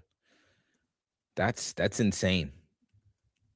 And how long? Wait, so let me get this straight. They launched. Let me see. What did they launch on? What did they launch just now? Why is my memory blanking out? Star. Come on, bro. Yeah, I know. I'm like toggling through all these tabs. That's huge though. Yeah, startup fun. Shout out Adam. This is probably my favorite incubation. We are a trading show. So this is kind of what the chart looks like at this current moment. MCG featured them at 1 mil here on the night they launched, and it just absolutely ripped to 5 or 6 mil. But it's come down quite a bit to this area here. I don't recall, but I want to know what the ICO price was. Do you mind just quickly toggling to start off funds, see if you can pull the ICO price? Yeah. I'm wondering if this is below ICO price. Maybe, hey guys, your co-founder helped us answer some questions. Nice. ICO was 900K FDV, by the way. Yeah. And your co-founders on Twitch holding it down over there. We appreciate you for watching us on Twitch, by the way. Yeah. Thank you so much. It's maybe Visa and MasterCard trying to take us down, You never know. For real, honestly. The dark forces are real, dude. Maybe let's talk about the ICO a little bit in the token here. Obviously, it's 30. You mentioned 30% of revenues or net profits, I guess. Maybe go back to the token holders. They stake Surf. They obviously, through the Futarki mechanism, Star, they own the IP and whatnot. How much percentage do you guys own of the token? Nothing. The team has to unlock their tokens. Right. So we have like a few targets on the market cap, and it's not just to reach those targets, but to maintain them, Maintain the TWAP for 3 months. Exactly. It's not and also guys, everyone is like talking. Guys, this is This is not the right approach to do it. I know the market is the market and everyone wants to make money and stuff, but let me explain how this works. When you focus on the token, you cannot control the token. It's impossible, you know? You cannot literally control the token. So what Surfcash is doing with the core team is let's focus on GTM. Let's put 100% of our energy to GTM, and then eventually, because we have an ownership token, it's not like other models where, you know, the token is totally disconnected from the revenue, from the business, for the growth. We have a totally 100% connected token, so we will expect the token eventually to capture that value that we are creating. So that's how we expect, and that's why we are not focusing on the token. And it's good, you know, like you shake up the people that, you know, people join the roller coaster, you know. So we can just not focus on the token. We're just focusing on building and growing the user base. Like our next target for user base is 10K users, and with 10K users, we are gonna make a good amount of volume, which means a good amount of revenue, and all of this will be translated into value. Doing the right things. And look, dude. you know, tokens part the Not token is part of the business. Like, this is just the reality of it. Obviously the market is terrible, right? And it's not, tough. you know, it's every project is like this. Also Solana is, you know, Solana's hitting $80, guys. Like, Solana is getting absolutely crushed. Even the chart reference there, part of a little unfairness in that chart is that's a Surf Sol chart. So like there's I believe the pairing is Sol, is it? Yeah, it is. So Yes. if the Sol pair even goes down and even Surf just remains the same, the dollar value will decline. But again, those are market forces that are outside of just execution. I had a call today with another large project, and you know, I advised them, look, like, everyone cares about metrics like user growth, revenue growth. Like, these are business metrics. The token and all that kind of stuff, that is stuff that will be sorted out with the market over time, and no one can control that. There's literally nothing that people can do that is going to like move markets in this environment. Like, people are just totally risk off, and that's fine. This is where you find opportunity if you are willing to take it. And to be honest, we think long term. So we have the 2030 agenda for Surfcash. Like, we are not just building randomly. Like, we know we have a list of 50 innovations that we are implementing from now to 2030 to create impact. You know, it's not just, oh, let's have high volume, let's have a high number of users. No, we are building impact to change and improve people's life, you know? Yeah. Literally, like, one of our impact metrics is, okay, in the places, there is a correlation. We will see, we can do some control groups about causation, but is there a correlation between fertility rates increases after Surfcash comes to those countries or not? You know, is an increase in fertility rates in crypto people, you know, because are you a dating app at that point then, you know? Yeah, no, but guys, we are saving a lot of people, a lot of money to everyone, you know, and we are making them money as well. So we believe that financial risk and financial, you know, being financially scared makes you, but this is just one of the things, you know, like, again, we have a 2030 agenda with 50 innovations that we have lined up, and we will be releasing all of them. So we have impact, you know, it's not just like the vanity metrics. No, we want really to change people's life, to change the culture. The same way that Mastercard's had that quote that says, you can pay this restaurant with, no, you cannot buy this beautiful sunset, but for everything else, you have MasterCard. So it created a cultural change, right? A cultural mindset. So we are doing that thing also with Surfcash, which is like, own the bank that you use, is the bank of the people, and let's be optimistic about the future, you know, like, own the bank that you use. That's a great line. That's a great line. I want to get to this Maru question because his question was first. It's around I've recently got a crypto card. It's incredible having USDC to spend weak Japanese yen. Can we use Surf in Japan?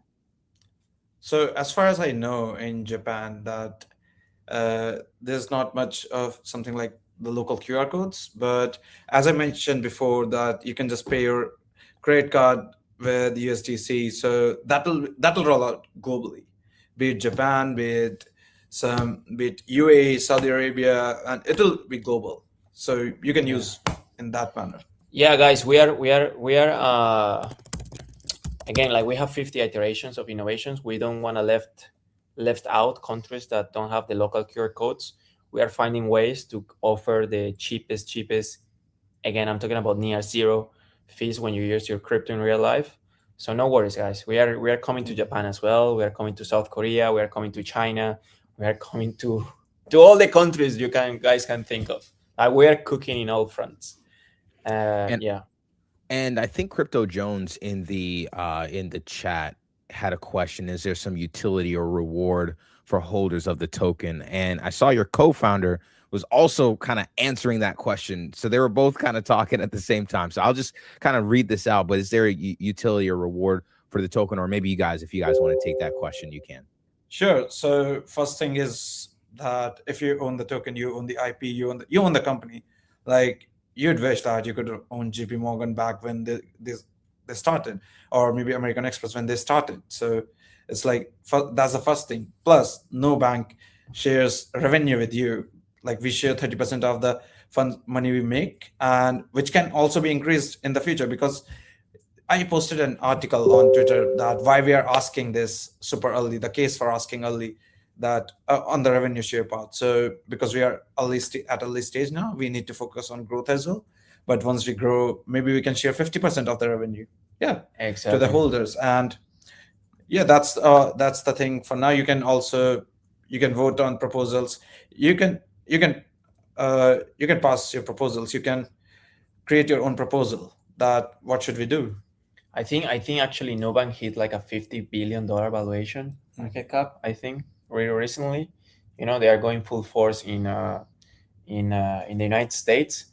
So the founder of Nubank, he's from Colombia. I'm also from Colombia, and so that tells us something.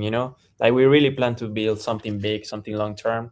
Like eventually, confluence right there.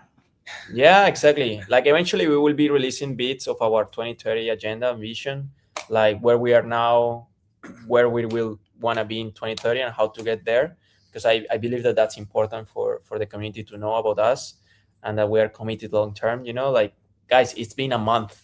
It's been a month. We should. It's been a month. All of this in 40 to 45 days. Yeah. Plus, people just a thought on the token part that people want quick returns, quick profits, and if I talk about from the ICO price, like everyone got a 6x. Yeah. I mean, but yeah, building is more important. Building longer term is more important. Getting users. We are getting users at the grassroots level that we literally go to the places. Caesar's gonna be in Brazil next month. Yeah. Chester's gonna be in Vietnam. That guy's handling tech and GTM both. And I'm also gonna be in Philippines. We are gonna get real users. And the meta where they face the problems. We are just gonna go there. And the meta is to exceed expectations and to do what we said we were going to do.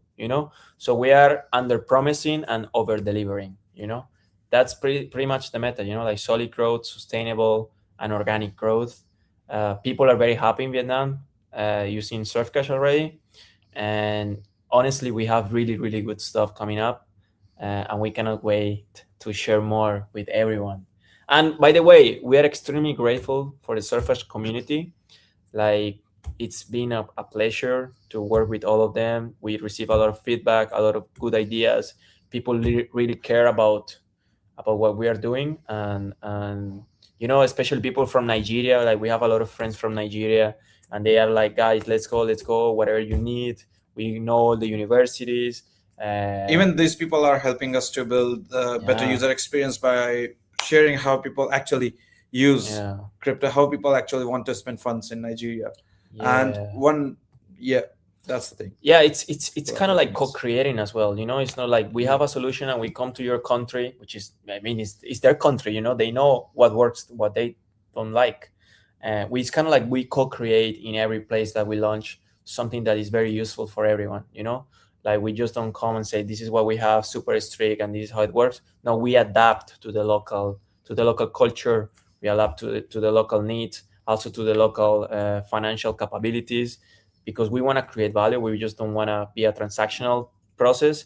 like in these days, and also it's the AI era, right? So we have a lot of AI plans as well. We have a lot of stuff coming up. So yeah, it's a constant evolution, and a constant adaptation. Just one more thing, that whoever, all of our lovely users who joined the app before we went live on the App Store, who tested for the test flight and gave us feedback, so their contribution will never go unnoticed, and they will get some early adopter badges right now in the app, but we know who they are. Who they are. Cheers to their all of them. contributions will be remembered. Guys, you've been amazing to us as well, so forever grateful with you. And it's gonna be the 4th time. We will see what good alpha we can share for the 5th. For the 4th. We believe in you guys a lot. Yeah, no, 100%. I was gonna say, man, every time you guys come on here, it's always a banger. I mean, you mentioned you have 50 innovations that you're working on, so I think you'll be on MCG for a long time. I think you'll be coming to pay us a visit for a long time. So inshallah, man, inshallah. Thank you so much. Yeah, we are in Qatar right now, by the way. We were like discussing a lot of like very, very futuristic and interesting financial innovations here. And we are like, you have to be close to where the clusters of innovation and global decisions happen, right? So that's why we are in Dubai. That's why we come to Qatar. That's why we go to literally the cultural and innovative hubs of the world to be at the innovation frontier of everything. That's why we are in Solana. Solana it's insane, guys. Like Solana doesn't stop. Like it's amazing all the good things that happen in Solana. So we are Solana forever. And yeah, guys, innovation is the name of the game.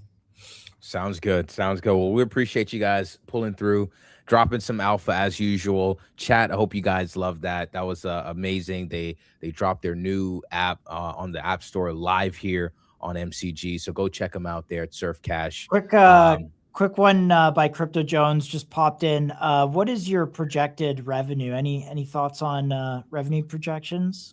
Yeah, we mentioned this back when we did the launch in Shark Tank with Star. It was 12.80 monthly revenue per user, but it's gonna increase a lot because we are adding more countries and we are adding a bunch of things. So yeah, I don't want to make some promises, but it was 12.80 monthly revenue per user back like a month ago, and we have added a bunch of $12 per user in revenue per month. Yeah. What? Yeah, guys, that's amazing. Wow. That's yeah, you can visit it in detail on the live stream. I think it's on Star's Twitter account. So yeah, guys, you can see the breakdown. Crypto Jones, bullish on Surf doing it right. I agree. I think watch these guys here. I mean, I'll say 550K market caps looking pretty juicy, especially for people that have fresh capital. So this is great. Great updates, guys.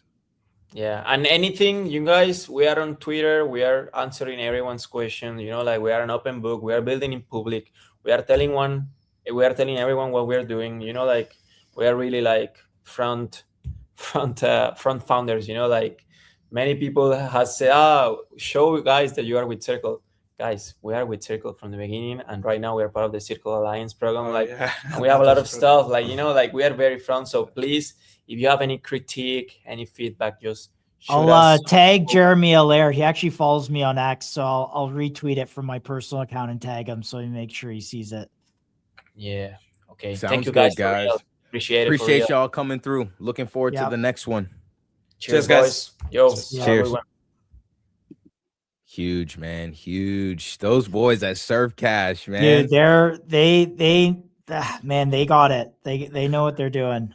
I think the key piece for me, number one, I love their passion. They're hungry. They're coming in. They're very let's say hell bent on innovation. I like that. The key for me though was finding out that they operate on a completely different financial rails outside of MasterCard, outside of Visa. I think that's really important. They're doing something different. So yeah, love that. Guys, I see y'all got some tickers for us in the comments. Orgo updates. Actually, you read my mind. You read my mind there, Ave. And shout out you, bro. I saw you in the comments earlier this week talking about codec. Literally, I feel like me and Ave like are trading like the same things, bro. What are you guys in a group chat together? Come on, Ave. Why am I not in this group chat? Honestly, we need to be. Oh my gosh. But yeah, let me share my screen here. But yeah, we got some Orgo updates for you. Actually, yeah, let's share my screen. Share my screen. I think I saw this update and I almost like exploded. So real quick, let me see. Open this. So basically, as you can see here, Nick just tweeted out 11 million API requests in the past week. And you guys are getting a bit of a preview of a tweet that I'll be sending out here later on today. But I scheduled this one to go out. Orgo platform usage going crazy. They saw 1,000% increase in platform usage in the last 7 days alone. Yo, Massive low growth. key, I'm dropping Nick and Spencer the stream link to join. Just Bet. Have them pull through. Have them pull through.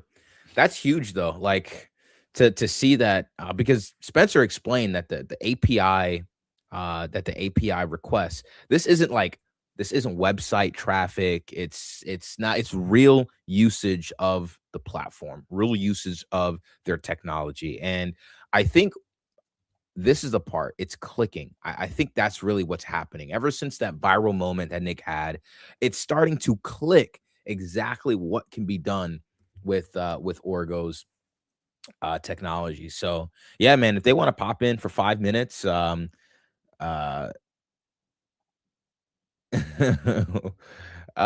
if you want to pop in for 5 minutes, yeah, tell them pull through. Would love to have the homies come in and talk a little bit more deeply. like, guys, this is a therapy these session. And what's crazy is like we're talking about these projects, dude. Orgo, and I put out a tweet this morning. I said, if you held ICM projects or some of our core holdings like Cled, Orgo, Dupe, etc., at worst, you're flat on the year. If not, like in the case of Orgo, Cled, and some of the others, from the September top on Solana, you're actually up, which has been pretty resilient, to be honest, because this tape is tough. And looking at this, let me refresh real quick because it's giving me a little thing here. Let me do that real quick. But yeah, if you look at the chart, you'll definitely see that we're at a nice little zone here. As far as buys are concerned, because really the previous range was pretty much this. I remember I had this drawn out for like the longest time, but that's kind of like a range that Orgo has been in. Honestly, we can even draw, let me do this. We can even draw it like this. For a long time, I like to look at charts and see where has the chart spent most of its time. And, this kind of spent a lot here, traded below, back in this range. When I like to look at the price action and see where has the chart spent the most time. Typically, that's a good place to buy. And we're kind of like back in this range once again. So not a bad pullback here. Opportunities here. Maru, hey, chill. What was your tweet a couple minutes ago? Man, y'all want me to reveal the tweet strat? I use Typefully, guys. I use Typefully. So a lot of the tweets, like I schedule tweets to go out, at the like the beginning of the day. I schedule them to go out throughout the day and stuff like that. So sometimes like a tweet will go out like during our stream, but that's not like me like tweeting like right there and then. I think the tweets that I put out the most myself are probably my GM tweets. Like those, like I wake up, I hit CT with a GM. You know what I mean? Like, sir, I just kind of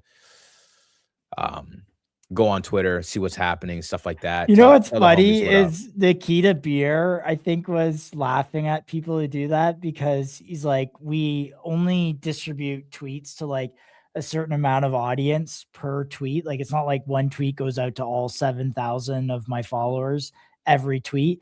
So he's like, the people that are tweeting GM to each other are just wasting their distribution on stuff that's meaningless. I was like, Bro, that is hilarious. So Man, I don't give a dang about the distribution. I'm just telling the homies good you morning. just saying what it is. What's up, I love man? that. Chill. You're a real one, bro. Last pump was A16 Scout pump. That is the November one right there. If you can hover over chill, that kind of November, mid-November pump. This pump that currently is going on, I'm a little disappointed this is retraced so much, but I mean, I guess it's like it's natural with the Solana like sold price going down so much. But this is based on product market fit. So this is kind of, in my opinion, this is different in terms of the makeup. Whereas the previous one was driven by kind of just news and like a sell the news kind of thing. This one is very much driven by adoption and people wanting exposure. So we got to keep in mind too, that the context, right? Like the market context. Bitcoin is absolutely nuking right now. So it's not, like Orgo's price action recently was like, oh my gosh, Orgo relative strength. This is crazy. Like it was supposed to be nuking this whole time, is what I'm saying. But what Josh was just mentioning, going along with that, people are realizing that this has real adoption, this has real usage. And so you'll get your traders, your people that, oh, Bitcoin's nuking, so I have to nuke my portfolio too. You'll get that. But at the same time, like, this has been showing relative strength for a long time. So yeah, I'm not disappointed at this price action, because we could easily, there's other charts like Cluster and others that have just pumped up and like retraced and like now are basically at zero, whereas Orgo, it's volatile, it's crypto. We're gonna dump Bitcoin, dumped just 40% over the last few months, and 10% just in the last 24 hours. So we can definitely see some volatility on chain, but one person's sell is another person's opportunity in this case. And shout out Rambo in chat. Orgo looks good here. Yeah, it definitely does. It definitely does. Let's see, what else do we want to hold on really quick on Orgo here. Yeah, it gives you a better picture of the relative strength. I agree. Yep. Now we know real Orgo usage by builders.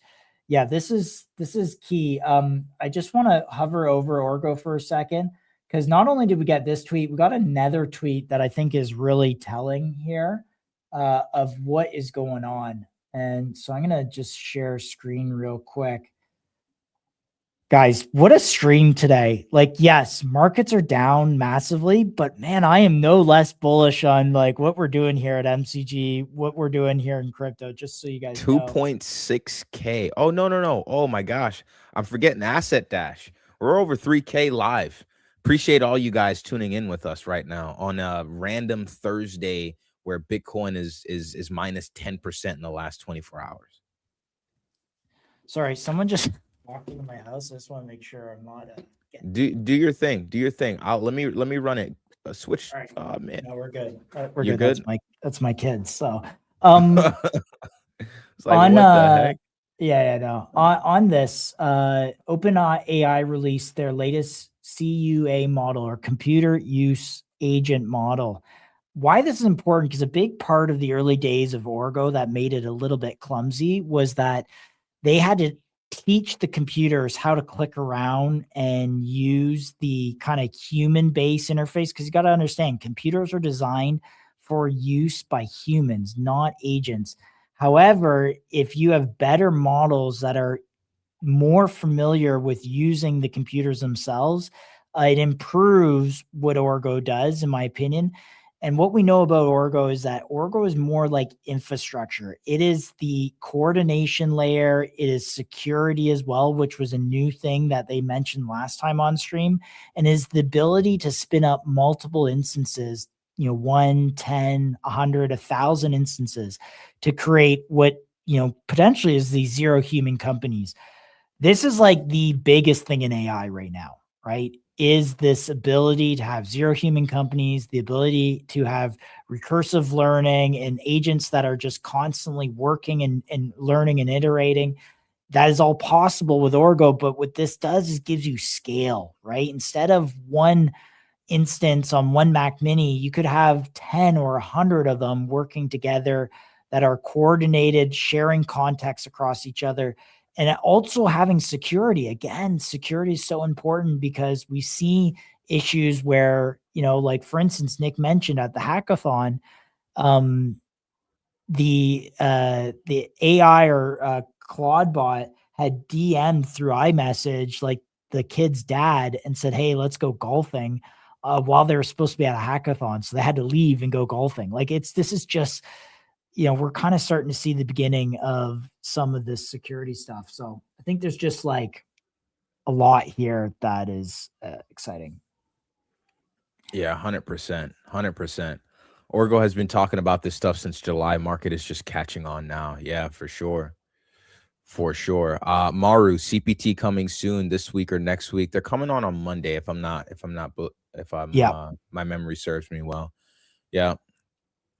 So looking good there. What else do we have? Let's see. We have this. We have on top of that.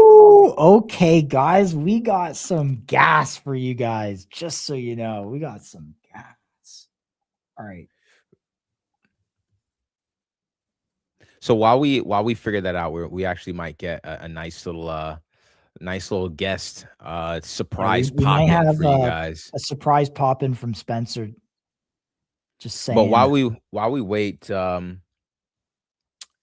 for him to come in, World Liberty 5 just sold 5 million at 9,000. This just came in this morning. Bottom signal? Question mark. Let's not really sure what to make of this yet, but obviously we see a lot of people capitulating here at these levels. We saw Profit come out, talk a little bit about the HURU pay. And this tweet, I didn't get a chance to read through this fully, but I wanted to mark this one down to talk about on stream. Because he basically says crypto is over as we know it. That's what Maya from Street Foundation is saying. And I want to say that I kind of agree with him, because there is this turning point. We've all at one point or another came to the conclusion that, 95% of all tokens in crypto are basically garbage, right? Many of us have like acknowledged that over the last few years. We know about that, but we just haven't we haven't had to pay for that yet. And I think now this sort of bear market that we're going through is us kind of weeding out all of the garbage that is inside of our industry. And I think ownership will act as a really great filter. I think there's a few other ways, ways that we can filter stuff through the market. But yeah, I think this flush kind of just, brings into the spotlight ownership tokens overall. So I want to read through this. Maybe I'll do it off stream because this is a little bit long of a write-up. But he basically says we're at the tail end of blockchain innovation. Ownership coins I think this don't fix take. this. Yeah, I'm gonna read this chat. I'm gonna read this post stream today, and I'll come back tomorrow with like a full kind of like take on all of this. He's basically just saying like the traditional means of venture investing essentially are just like, we'll go back to that. And, anything that we've been working on the last kind of 2 years around ownership, raising launchpad infrastructure, it's not working. It's meaningless. And I just disagree with that. Fundamentally, I just think what we have right now is a liquidity crisis. We have people who got churned out of positions, people who are gambling addicted, who just lost all their money, and hold times are low. It's like literally pump fun is just been a big extraction on the space. Like we're having our FTX moment, not because of maybe something did blow up, but we're having our FTX moment of this cycle where it's just the liquidity has gotten drawn out and the sentiment is all-time low. Real quick, let me touch on that because you mentioned Pump Fund, and you guys will see a tweet come from me probably tomorrow. I scheduled this one to go out tomorrow, and this recent Pump Fund like hackathon talk has come out, right? So basically, Pump Fund has gotten together like the Avengers of like of a lineup. They have Tim Draper, head of markets from Polymarket, Jump Crypto, Pantera Capital, Delphi Capital. They have Mert, Kraken, Privy, Six Man Ventures. They have a ton of people that are basically getting behind them.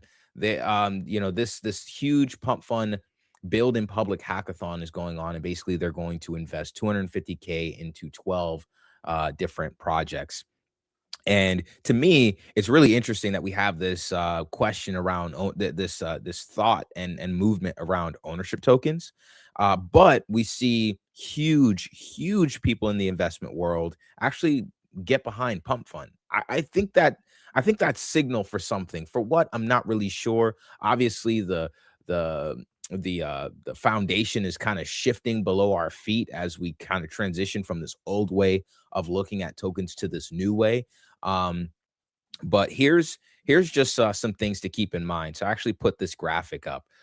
Basically, they have combined about 6.5 billion in total assets under management.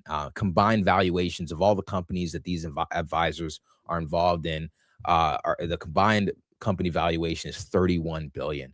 And again, you have huge names involved here, and they're even partnered with people like Solana and others as well. So this is, to me, is absolutely crazy to see that these huge names in the investment world and the financial world are involved with Pump Fund.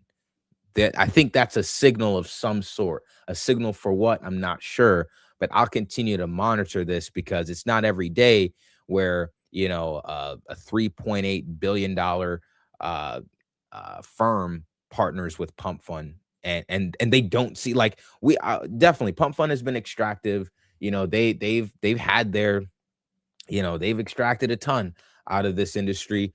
But at the end of the day, traders willingly donated that money. They willingly traded on Pump Fund. So as much as we blame them for extraction, people like the business model. In fact, I dare say that because Pump Fund was so successful, we've seen a ton of launch pads come out and try to mimic the same thing. Believe, Bags, and the rest, MetaDAO, and the ownership, the other ownership launch pads, and some have been successful, like MetaDAO, and others have not been, like Believe.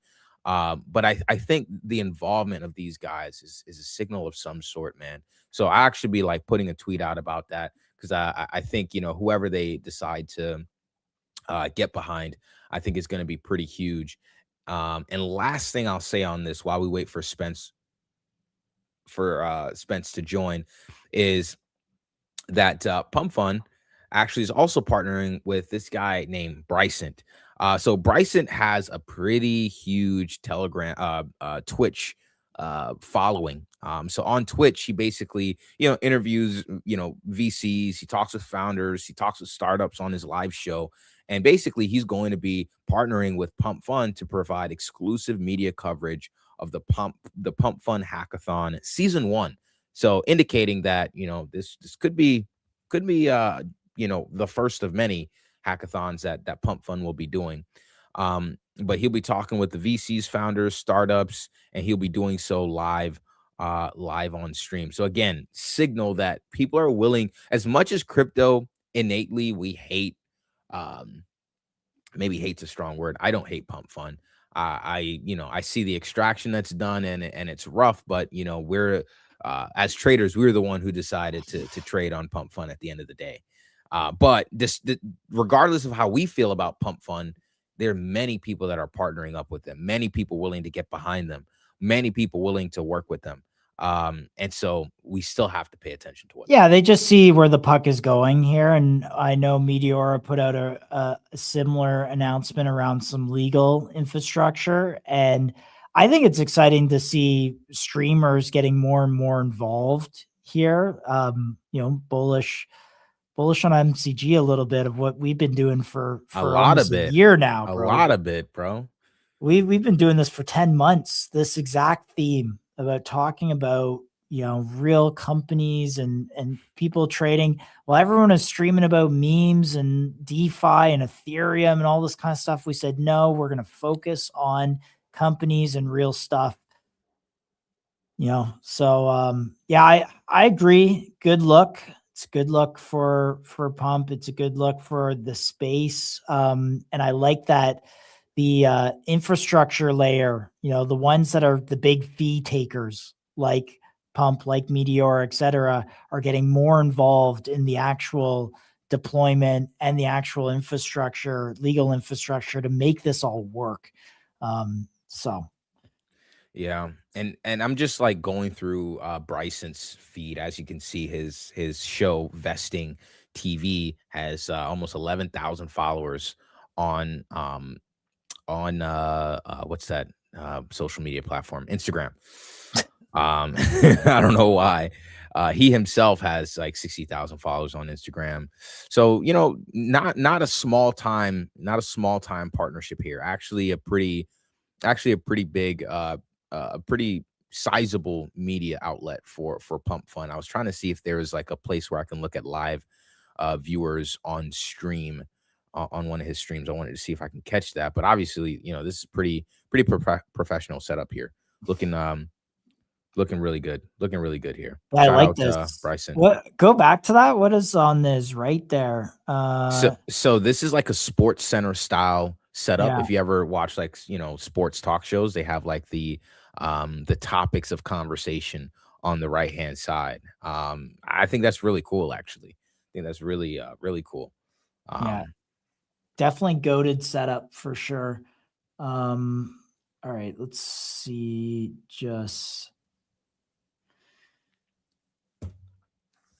Hey man, I'll tell you, these devs over at Orgo are working hard, guys. So even to get 10 minutes of their time, I'm hoping we can squeeze this in. I'll be the annoying guy pinging Spencer a few times here, but he's working. So go ahead.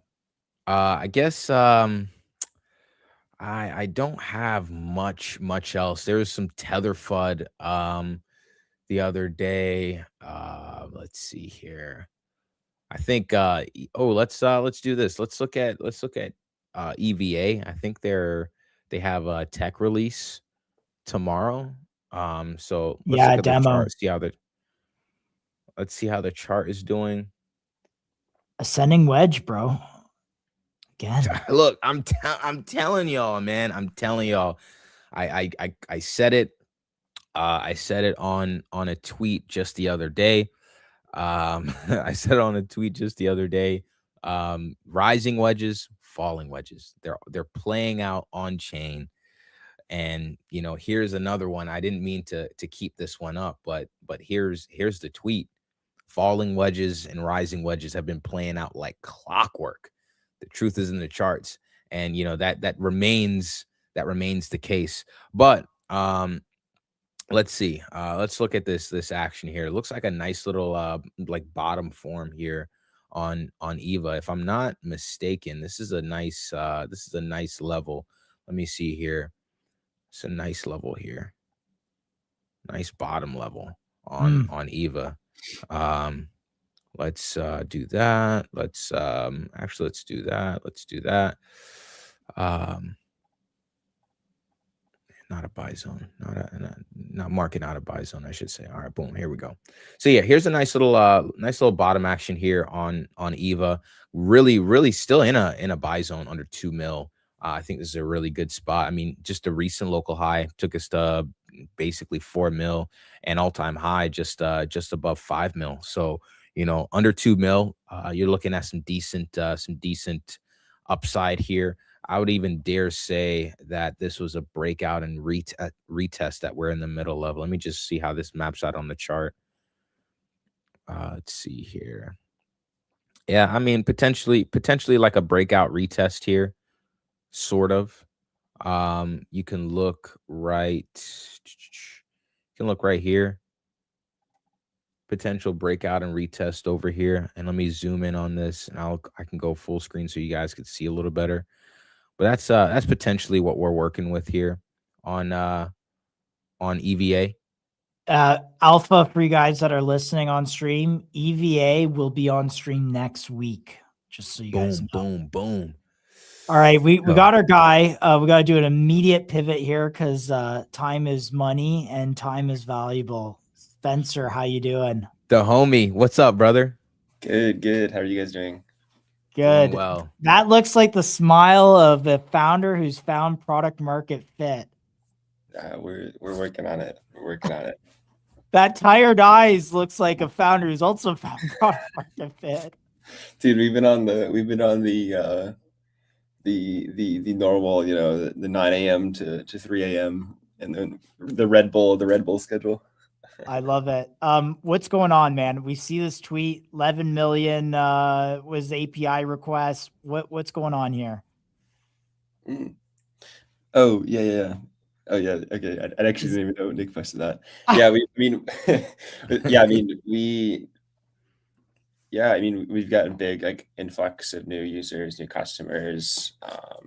It's going up like crazy. I think, like whereas like, a lot of things we've been like almost, I guess, like we need to scale the infrastructure as fast as possible, like terabytes, What do you mean scale infrastructure as fast as possible? Like what's that been looking like?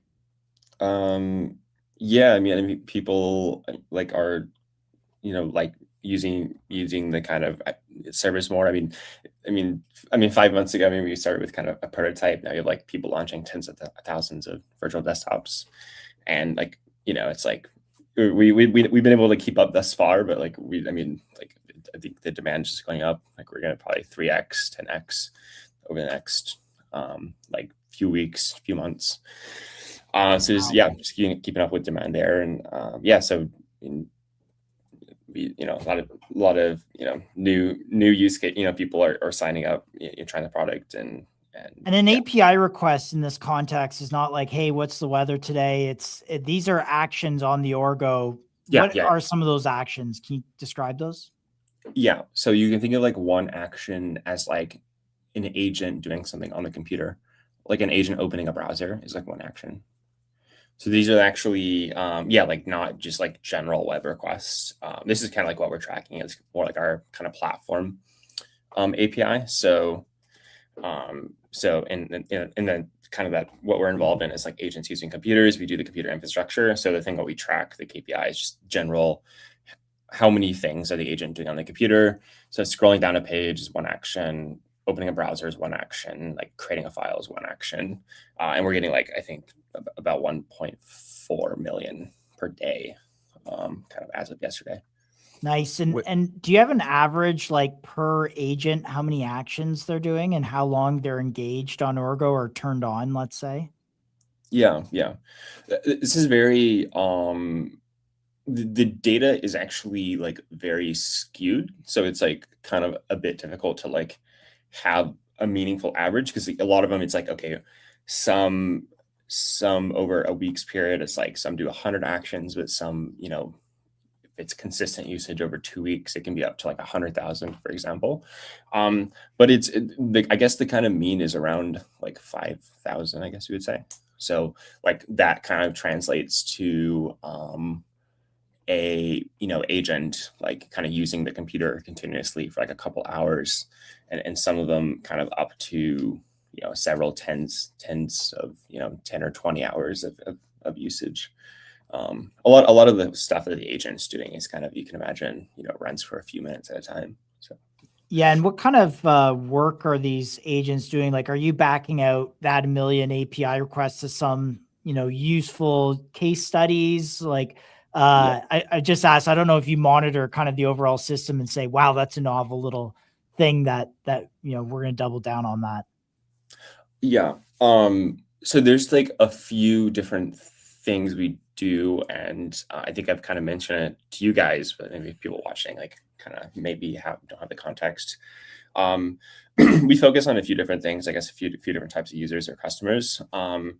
We have a few main business customers, which is like consistent, I guess more consistent usage over time. So these are like agents doing data entry work on a computer, and it runs for like 5 hours a day. So that's a more kind of consistent usage. And we also have a couple, like as of recently, like Nick's posted a bunch of stuff. We've like blown up on like the Claude bot stuff. We've had about 4,000 people set up Claude bots on Orgo, and we kind of created the most, I guess, viral video in that space of the whole Claude bot craze. Nice. So it's kind of a mix of a few things. A lot of it's like, okay, we have this consistent stream of like business, like enterprisey kind of usage. It's kind of more like manual work, and then a couple other, people developing agents, deploying them on Orgo, and also like people building like personal assistants or deploying personal assistants on Orgo with like Claude bot and that sort of thing. Sorry, Chill, I got one more. No, Do you see a core benefit of using Orgo versus like a Mac Mini? Because everyone's going down the Mac Mini route here in a lot of ways, but how do you think, like, have you seen use cases like, okay, Orgo shines in this situation? Yeah, we see like endless comments, or like in my eyes, like, okay, like maybe there's three main options. Like you can use Orgo, AWS, or a Mac Mini. Like you see people like trying to like, set up an AWS.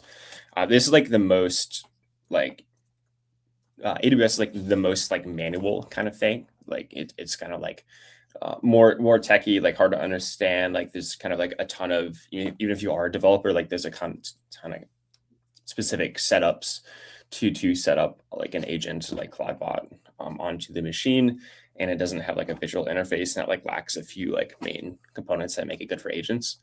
For a Mac Mini, like, I mean, this is a valid option. Like, I guess there's like three maybe pros and cons. Like one is like, do you want this thing to like run all the time in your house? It's like, do you want to spend $600 on it or whatever, like $500, whatever Mac Mini is?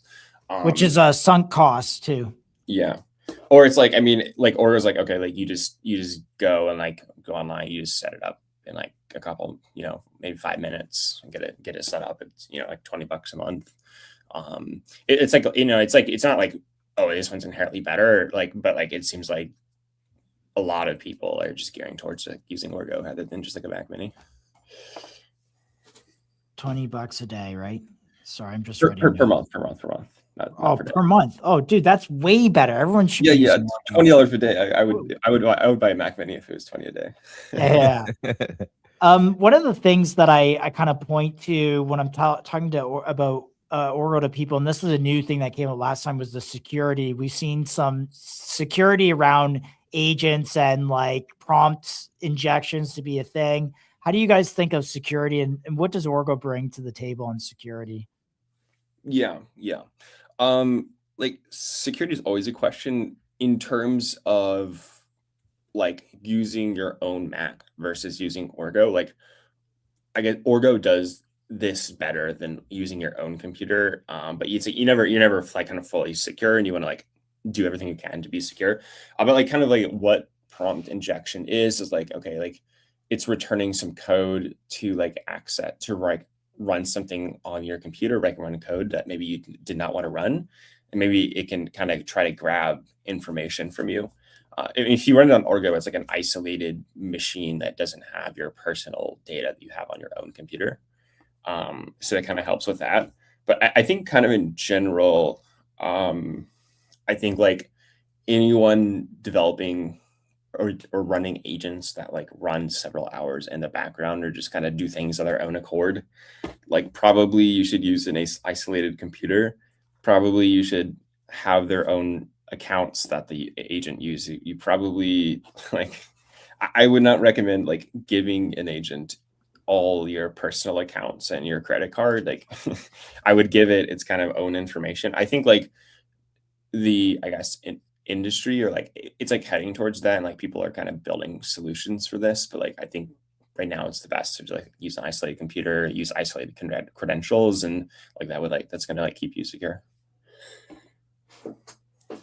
Awesome. Chill. I want to give you a moment to break in real quick. And Spencer, please, we could ask you questions all day. So you just let us know when you need to hop here.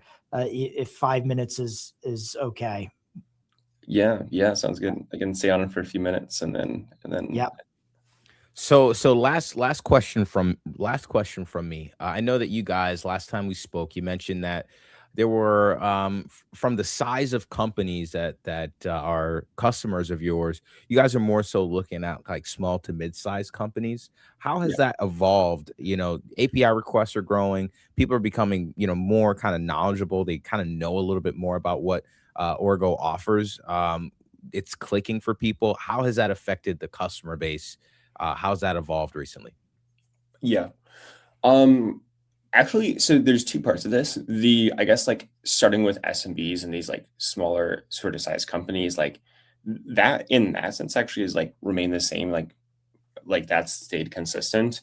As of recently, like I mean, we've like there's been a lot of learning we've done and getting like tons of feedback from like individual developers and builders and that sort of things, like people like signing up and kind of have gotten a lot of the usage recently coming from like those individuals. Yeah, I mean, the way I see it is like, at least in the coming months, like, I think we just want to make it really good for them. And I think we can get pretty far, you know, and I mean, in terms of, I guess, like a business sense, like I think on developers and SMBs, we can, you know, probably get to like, you know, a couple million, if not higher, in like ARR over time. I mean, so like in a pure business sense, so like per customer.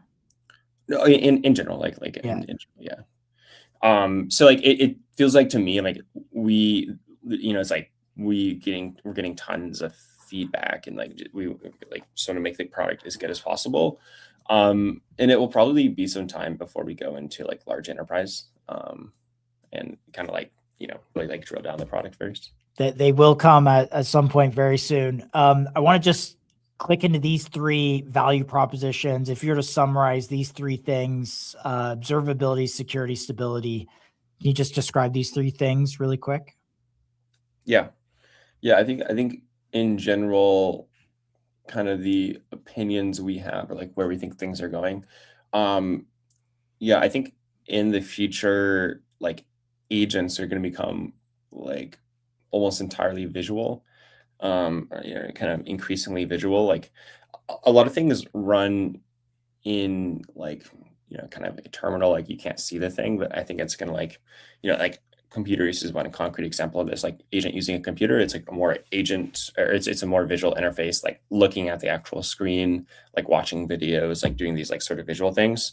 And that's partly of like, okay, like if we can have a good idea of like an agent can actually you know, kind of like have all this like visual context, and then also be able to like go back and see like what your agent is doing exactly in like a more interactive way. So like just a concrete example, like, okay, like we're, you know, like we really think like, you know, like agents like looking at screens, like visual sort of things are going to be like the most important. And then also being able to like, for humans to like essentially like watch like visually, you know, almost like Twitch or something like that, like watch what their agents are doing, almost like a supervisor role. It's kind of like where we think it's heading in like the next 6 months. And then, yeah, so and then what was the other? I don't know. You like live tweets all the time. Actually, like half the time I don't like check what these tweets. No, you're good. You're building. Let me stability, security, observability. Yeah. Maybe this one. I think they're like, is this a bit of a black box for a lot of people? Is like what my agent's actually doing? Yeah. This can be like taken in like a few different ways. But like just like one example, like, okay, maybe like, I don't know, Claude Code or like cursor background agents. Like, I think we're getting to the point where like agents are starting to do like long tasks, like work, you know, maybe write code for 10 or 20 minutes. But like you don't really see what they're doing, which like, I mean, maybe it's kind of finer now, but I think it's going to the sense of like, yeah, like I think the performance of these models is like overtaking like the observability. So I think consistently like observability is important. And then for so I mean security and stability, like I mean in a very general sense, I think these things are becoming like more and more important in the sense of like in an infrastructure sense, like okay, like let's say you're, I don't know, vibe coding something, for example. You know, I think it like AI, like I don't know, if even in a coding sense, again, like I think it falls short in the sense of like developing something like truly kind of secure or reliable. Like I think you can't vibe code infrastructure. It's like one kind of thing we believe. So that's why like we're pretty focused on just like going pretty deep on infrastructure, like.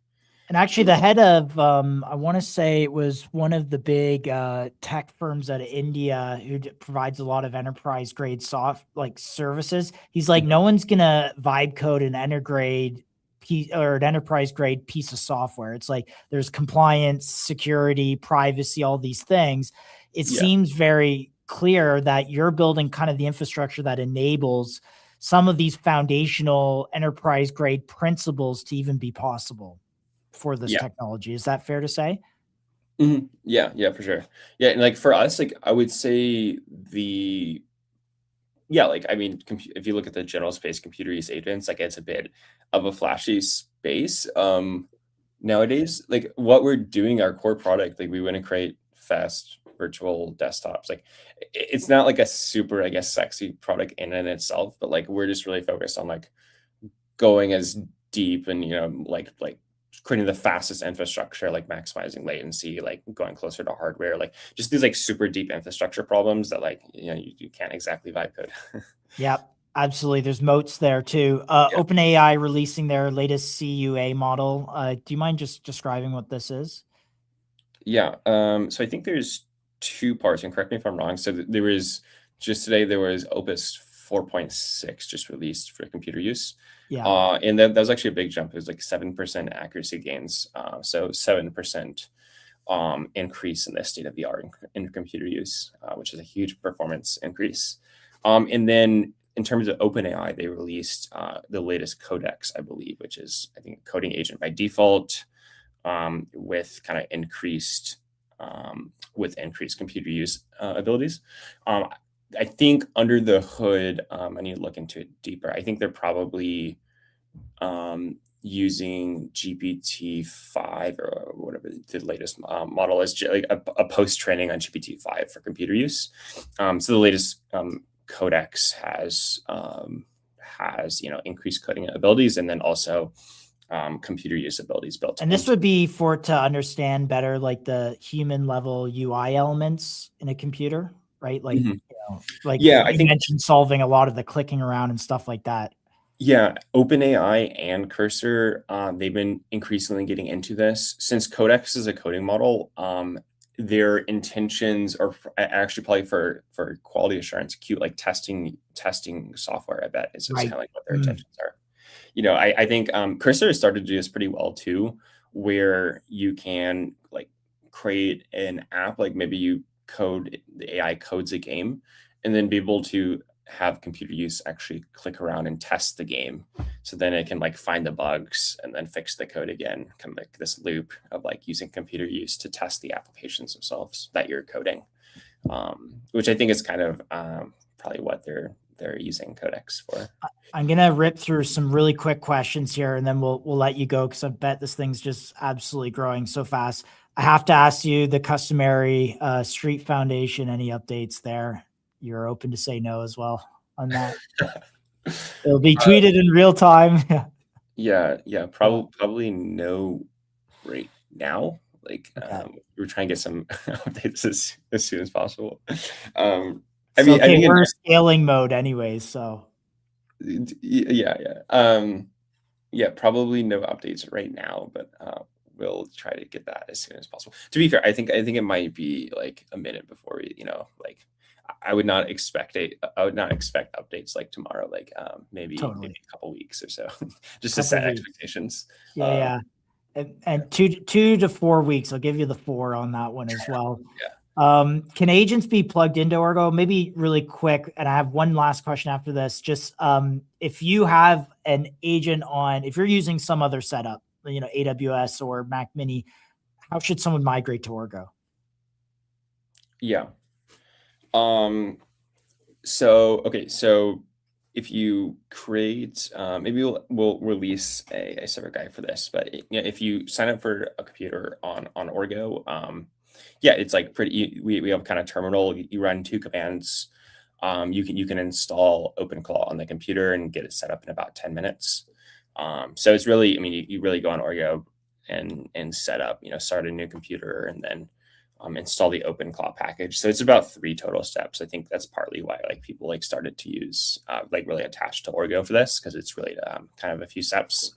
We're also going to release something soon that's going to make it basically one click to kind of make it super easy to even reduce that 3 or 4 steps down to 1. One click migration of agents to Orgo. Yeah.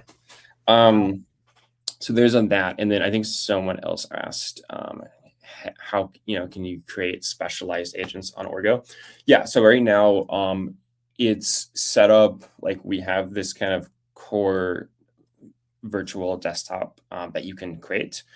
So from a developer perspective, you can easily you can go on Orgo and then have any custom agent that you have and then connect it to a computer on Orgo.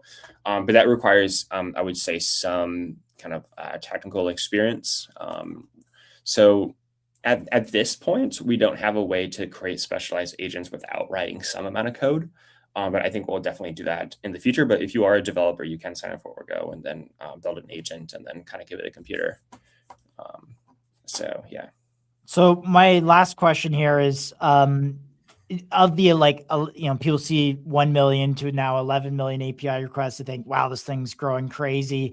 Are these at what threshold do those become paying customers? And now Orgo is just, I don't want to say raking in the cash, but really getting traction on the revenue side. Yeah. So yeah, right now,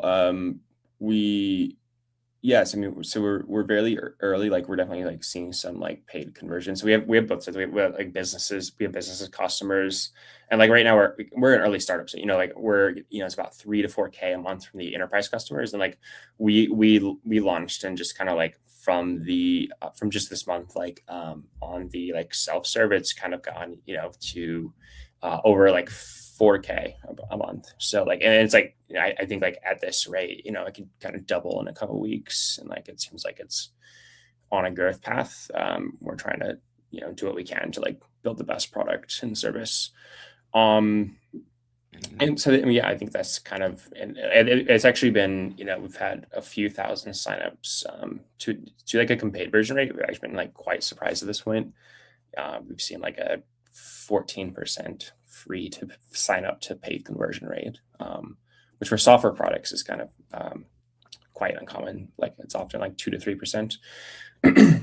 So yeah, I mean, so it's the paid pipeline is good right now.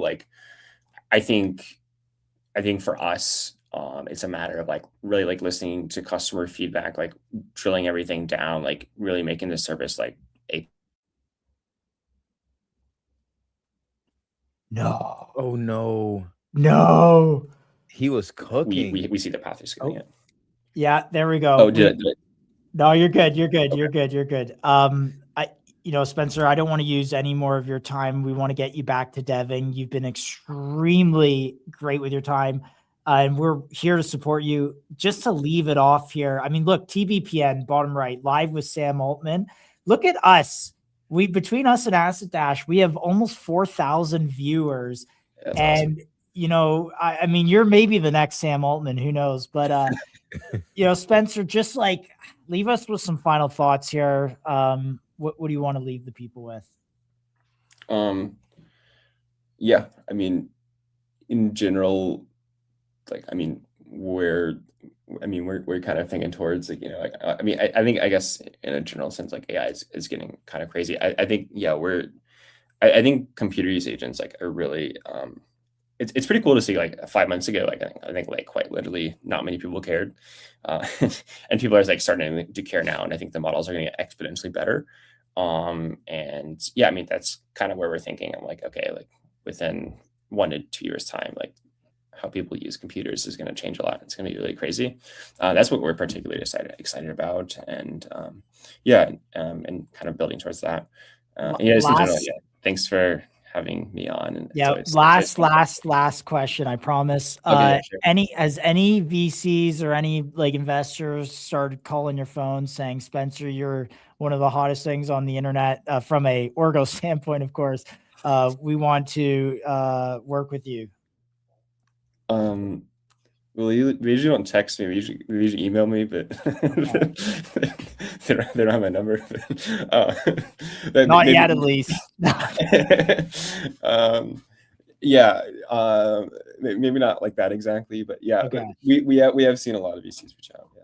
Awesome. Well, we had the Malt Book guy on TBPN talking about the rise of Malt Book, and they are asking him like, dude, are you, and he said investors are banging down his door kind of thing. Okay. So, cool, Spencer. We appreciate it as always. And, we might pull you back off if this thing keeps growing, back on to MCG, but see you, buddy. Yeah, for sure. See you guys. See ya. Thanks, Spence. Yeah. Talk Congrats. later. Crazy, dude. Oh my Wow, goodness. nice little pop in. I love the 5-minute pop ins just randomly from founders. As you guys know, we've done over 200 interviews. We've interviewed almost every, not almost every, well, maybe almost every ownership ICM project token there is, any launch pad, any builder in this space. We've interviewed them. And you know, sometimes, you know, we might just get a random pop in from some friends of the show. So all right, I'm not, I gotta respect my man Spencer, but like I do think Crypto Jones, this is hilarious. Unicorn kid. I agree, man. Spencer is definitely a unicorn. So I know there's like the other famous meme for Spencer is the him lifting weights, and he's just like, you know, whatever, got muscles and stuff. But yeah, that was awesome. So yeah. Finish it off. Let's check in on maybe the Orgo chart real quick, and then I'm getting ready to wind her down here. So much going on, but man, this is. I got the Orgo chart up here. Let me run that. Let me hit that for you, bro. I can't believe like this thing is going, like, just bullish MCG, guys. You know, on a random market meltdown day to have 4,000 live is just wild. Insane. Like we're running more than Virtual Bacon numbers right now, and shout out Virtual Bacon. Love the guy, but I'm gonna try to get him on the show. Actually. But yeah, here's the Orgo chart. Like we talked about earlier, back in that range that we outlined. As you can see, like we developed that range earlier on over here. It was resistance here, but then now it's starting to act as basically good support for us at these levels here. And I guess I can just so you guys can see a little better as far as like what I'm talking about. I'll recolor these boxes for you. But you know, as you can see, the red boxes is where it was kind of like support, this bottom part of this range, and then the green area is kind of where this has been. I'm sorry, the red boxes where resistance has formed, green areas where support has been formed, and then same thing on the top side, right? Same thing on the top side, still looking to form this area as support, but we've seen this act as resistance several times. In fact, right now, I dare say we're looking for this chart or the top part of this range to form some level of support here. So let's let some price action develop. Let's let some price action develop, and let's see exactly, you know, what becomes of this current zone right here. This is looking like it's starting to try to become an area of support. But as you can see, like the range is what we've established already, and we've tested these areas as support and resistance. But now we're looking, actually, no, we're in the middle part of the range. We're not even a part of the top.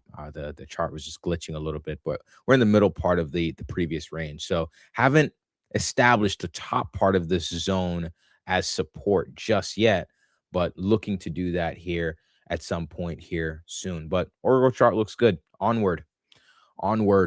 But yeah, guys, looks good. Let me toggle over here to MCG. Let's see. Let's look at our schedule for the rest of this week. Let me see if I can pull the schedule up. So today's Thursday, had a huge day here. We spoke with HURU Pay, with Philip, their co-founder, recently, or not a recently launched, but a MetaDAO project that is now currently in the middle of their raise, uncapped.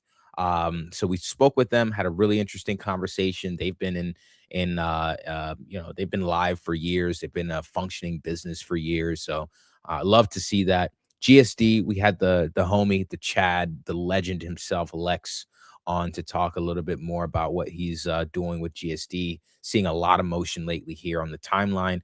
Dang, you know what? I forgot to tell Lex, turn on your DMs. He should do that. He should turn on his DMs on Twitter, and I'm sure he'll get a ton of people reaching out to him. Just kind of people that want to help from the traditional world, I'm sure. But lastly, we spoke with Surf Cash. Man, found out that they operate on different rails than Visa and MasterCard. Basically, a moat of theirs, lowest fees, local payment networks that they leverage in order to use their QR code system. So love that interview. And then, of course, we had a surprise pop in from Spencer here with a lot of good things coming for Orgo.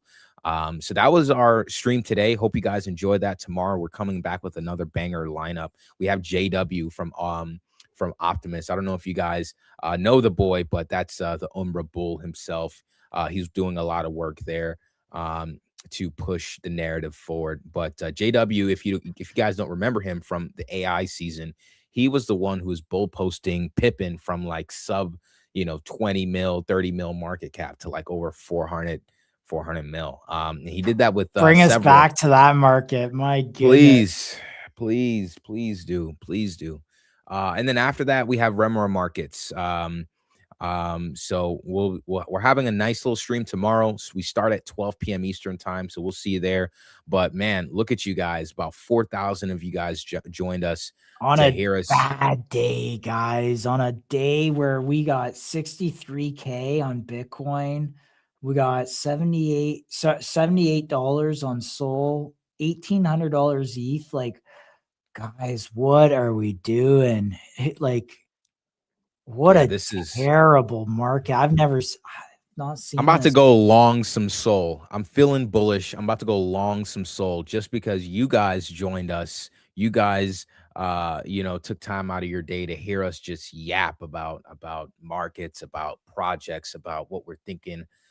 So we really appreciate you guys tuning in. If you're listening also here, like, help us out, guys. We need help. We need followers. We need subscribers. We need MCG to be the biggest thing in crypto media. It is important that we've worked really hard for 10 months to push these narratives around ownership tokens, companies, using tokenized business models. Like, we need your help, your support. I know there's a lot of people that just tune in, listen, maybe hear a guest or two here and there, get some alpha, place a trade or not. Like, we appreciate you, but like, we need you to tell your friends, tell people, tweet out our content, retweet our stuff, like our stuff. It all helps. It helps us push just kind of these narratives to try and take away liquidity from the meme coin promoters and stuff like that, and bring them to stuff that's real, bring them to stuff that has staying power that we can see throughout the year. So with that, we appreciate you guys as always. Always reply to our content. We know the X algo loves that. Go subscribe to us. Even if you follow us on X, even if you watch on X, go subscribe on YouTube. We have about 600 followers or subscribers there, almost 600. But we need that algorithm to kick in because there's a large normie capture out on YouTube that we want to get our shorts and our content out there. So yeah, love you guys. I think that's it. Peace. Appreciate y'all. See y'all tomorrow. Back in the trenches for another good one. Deuces. Deuces.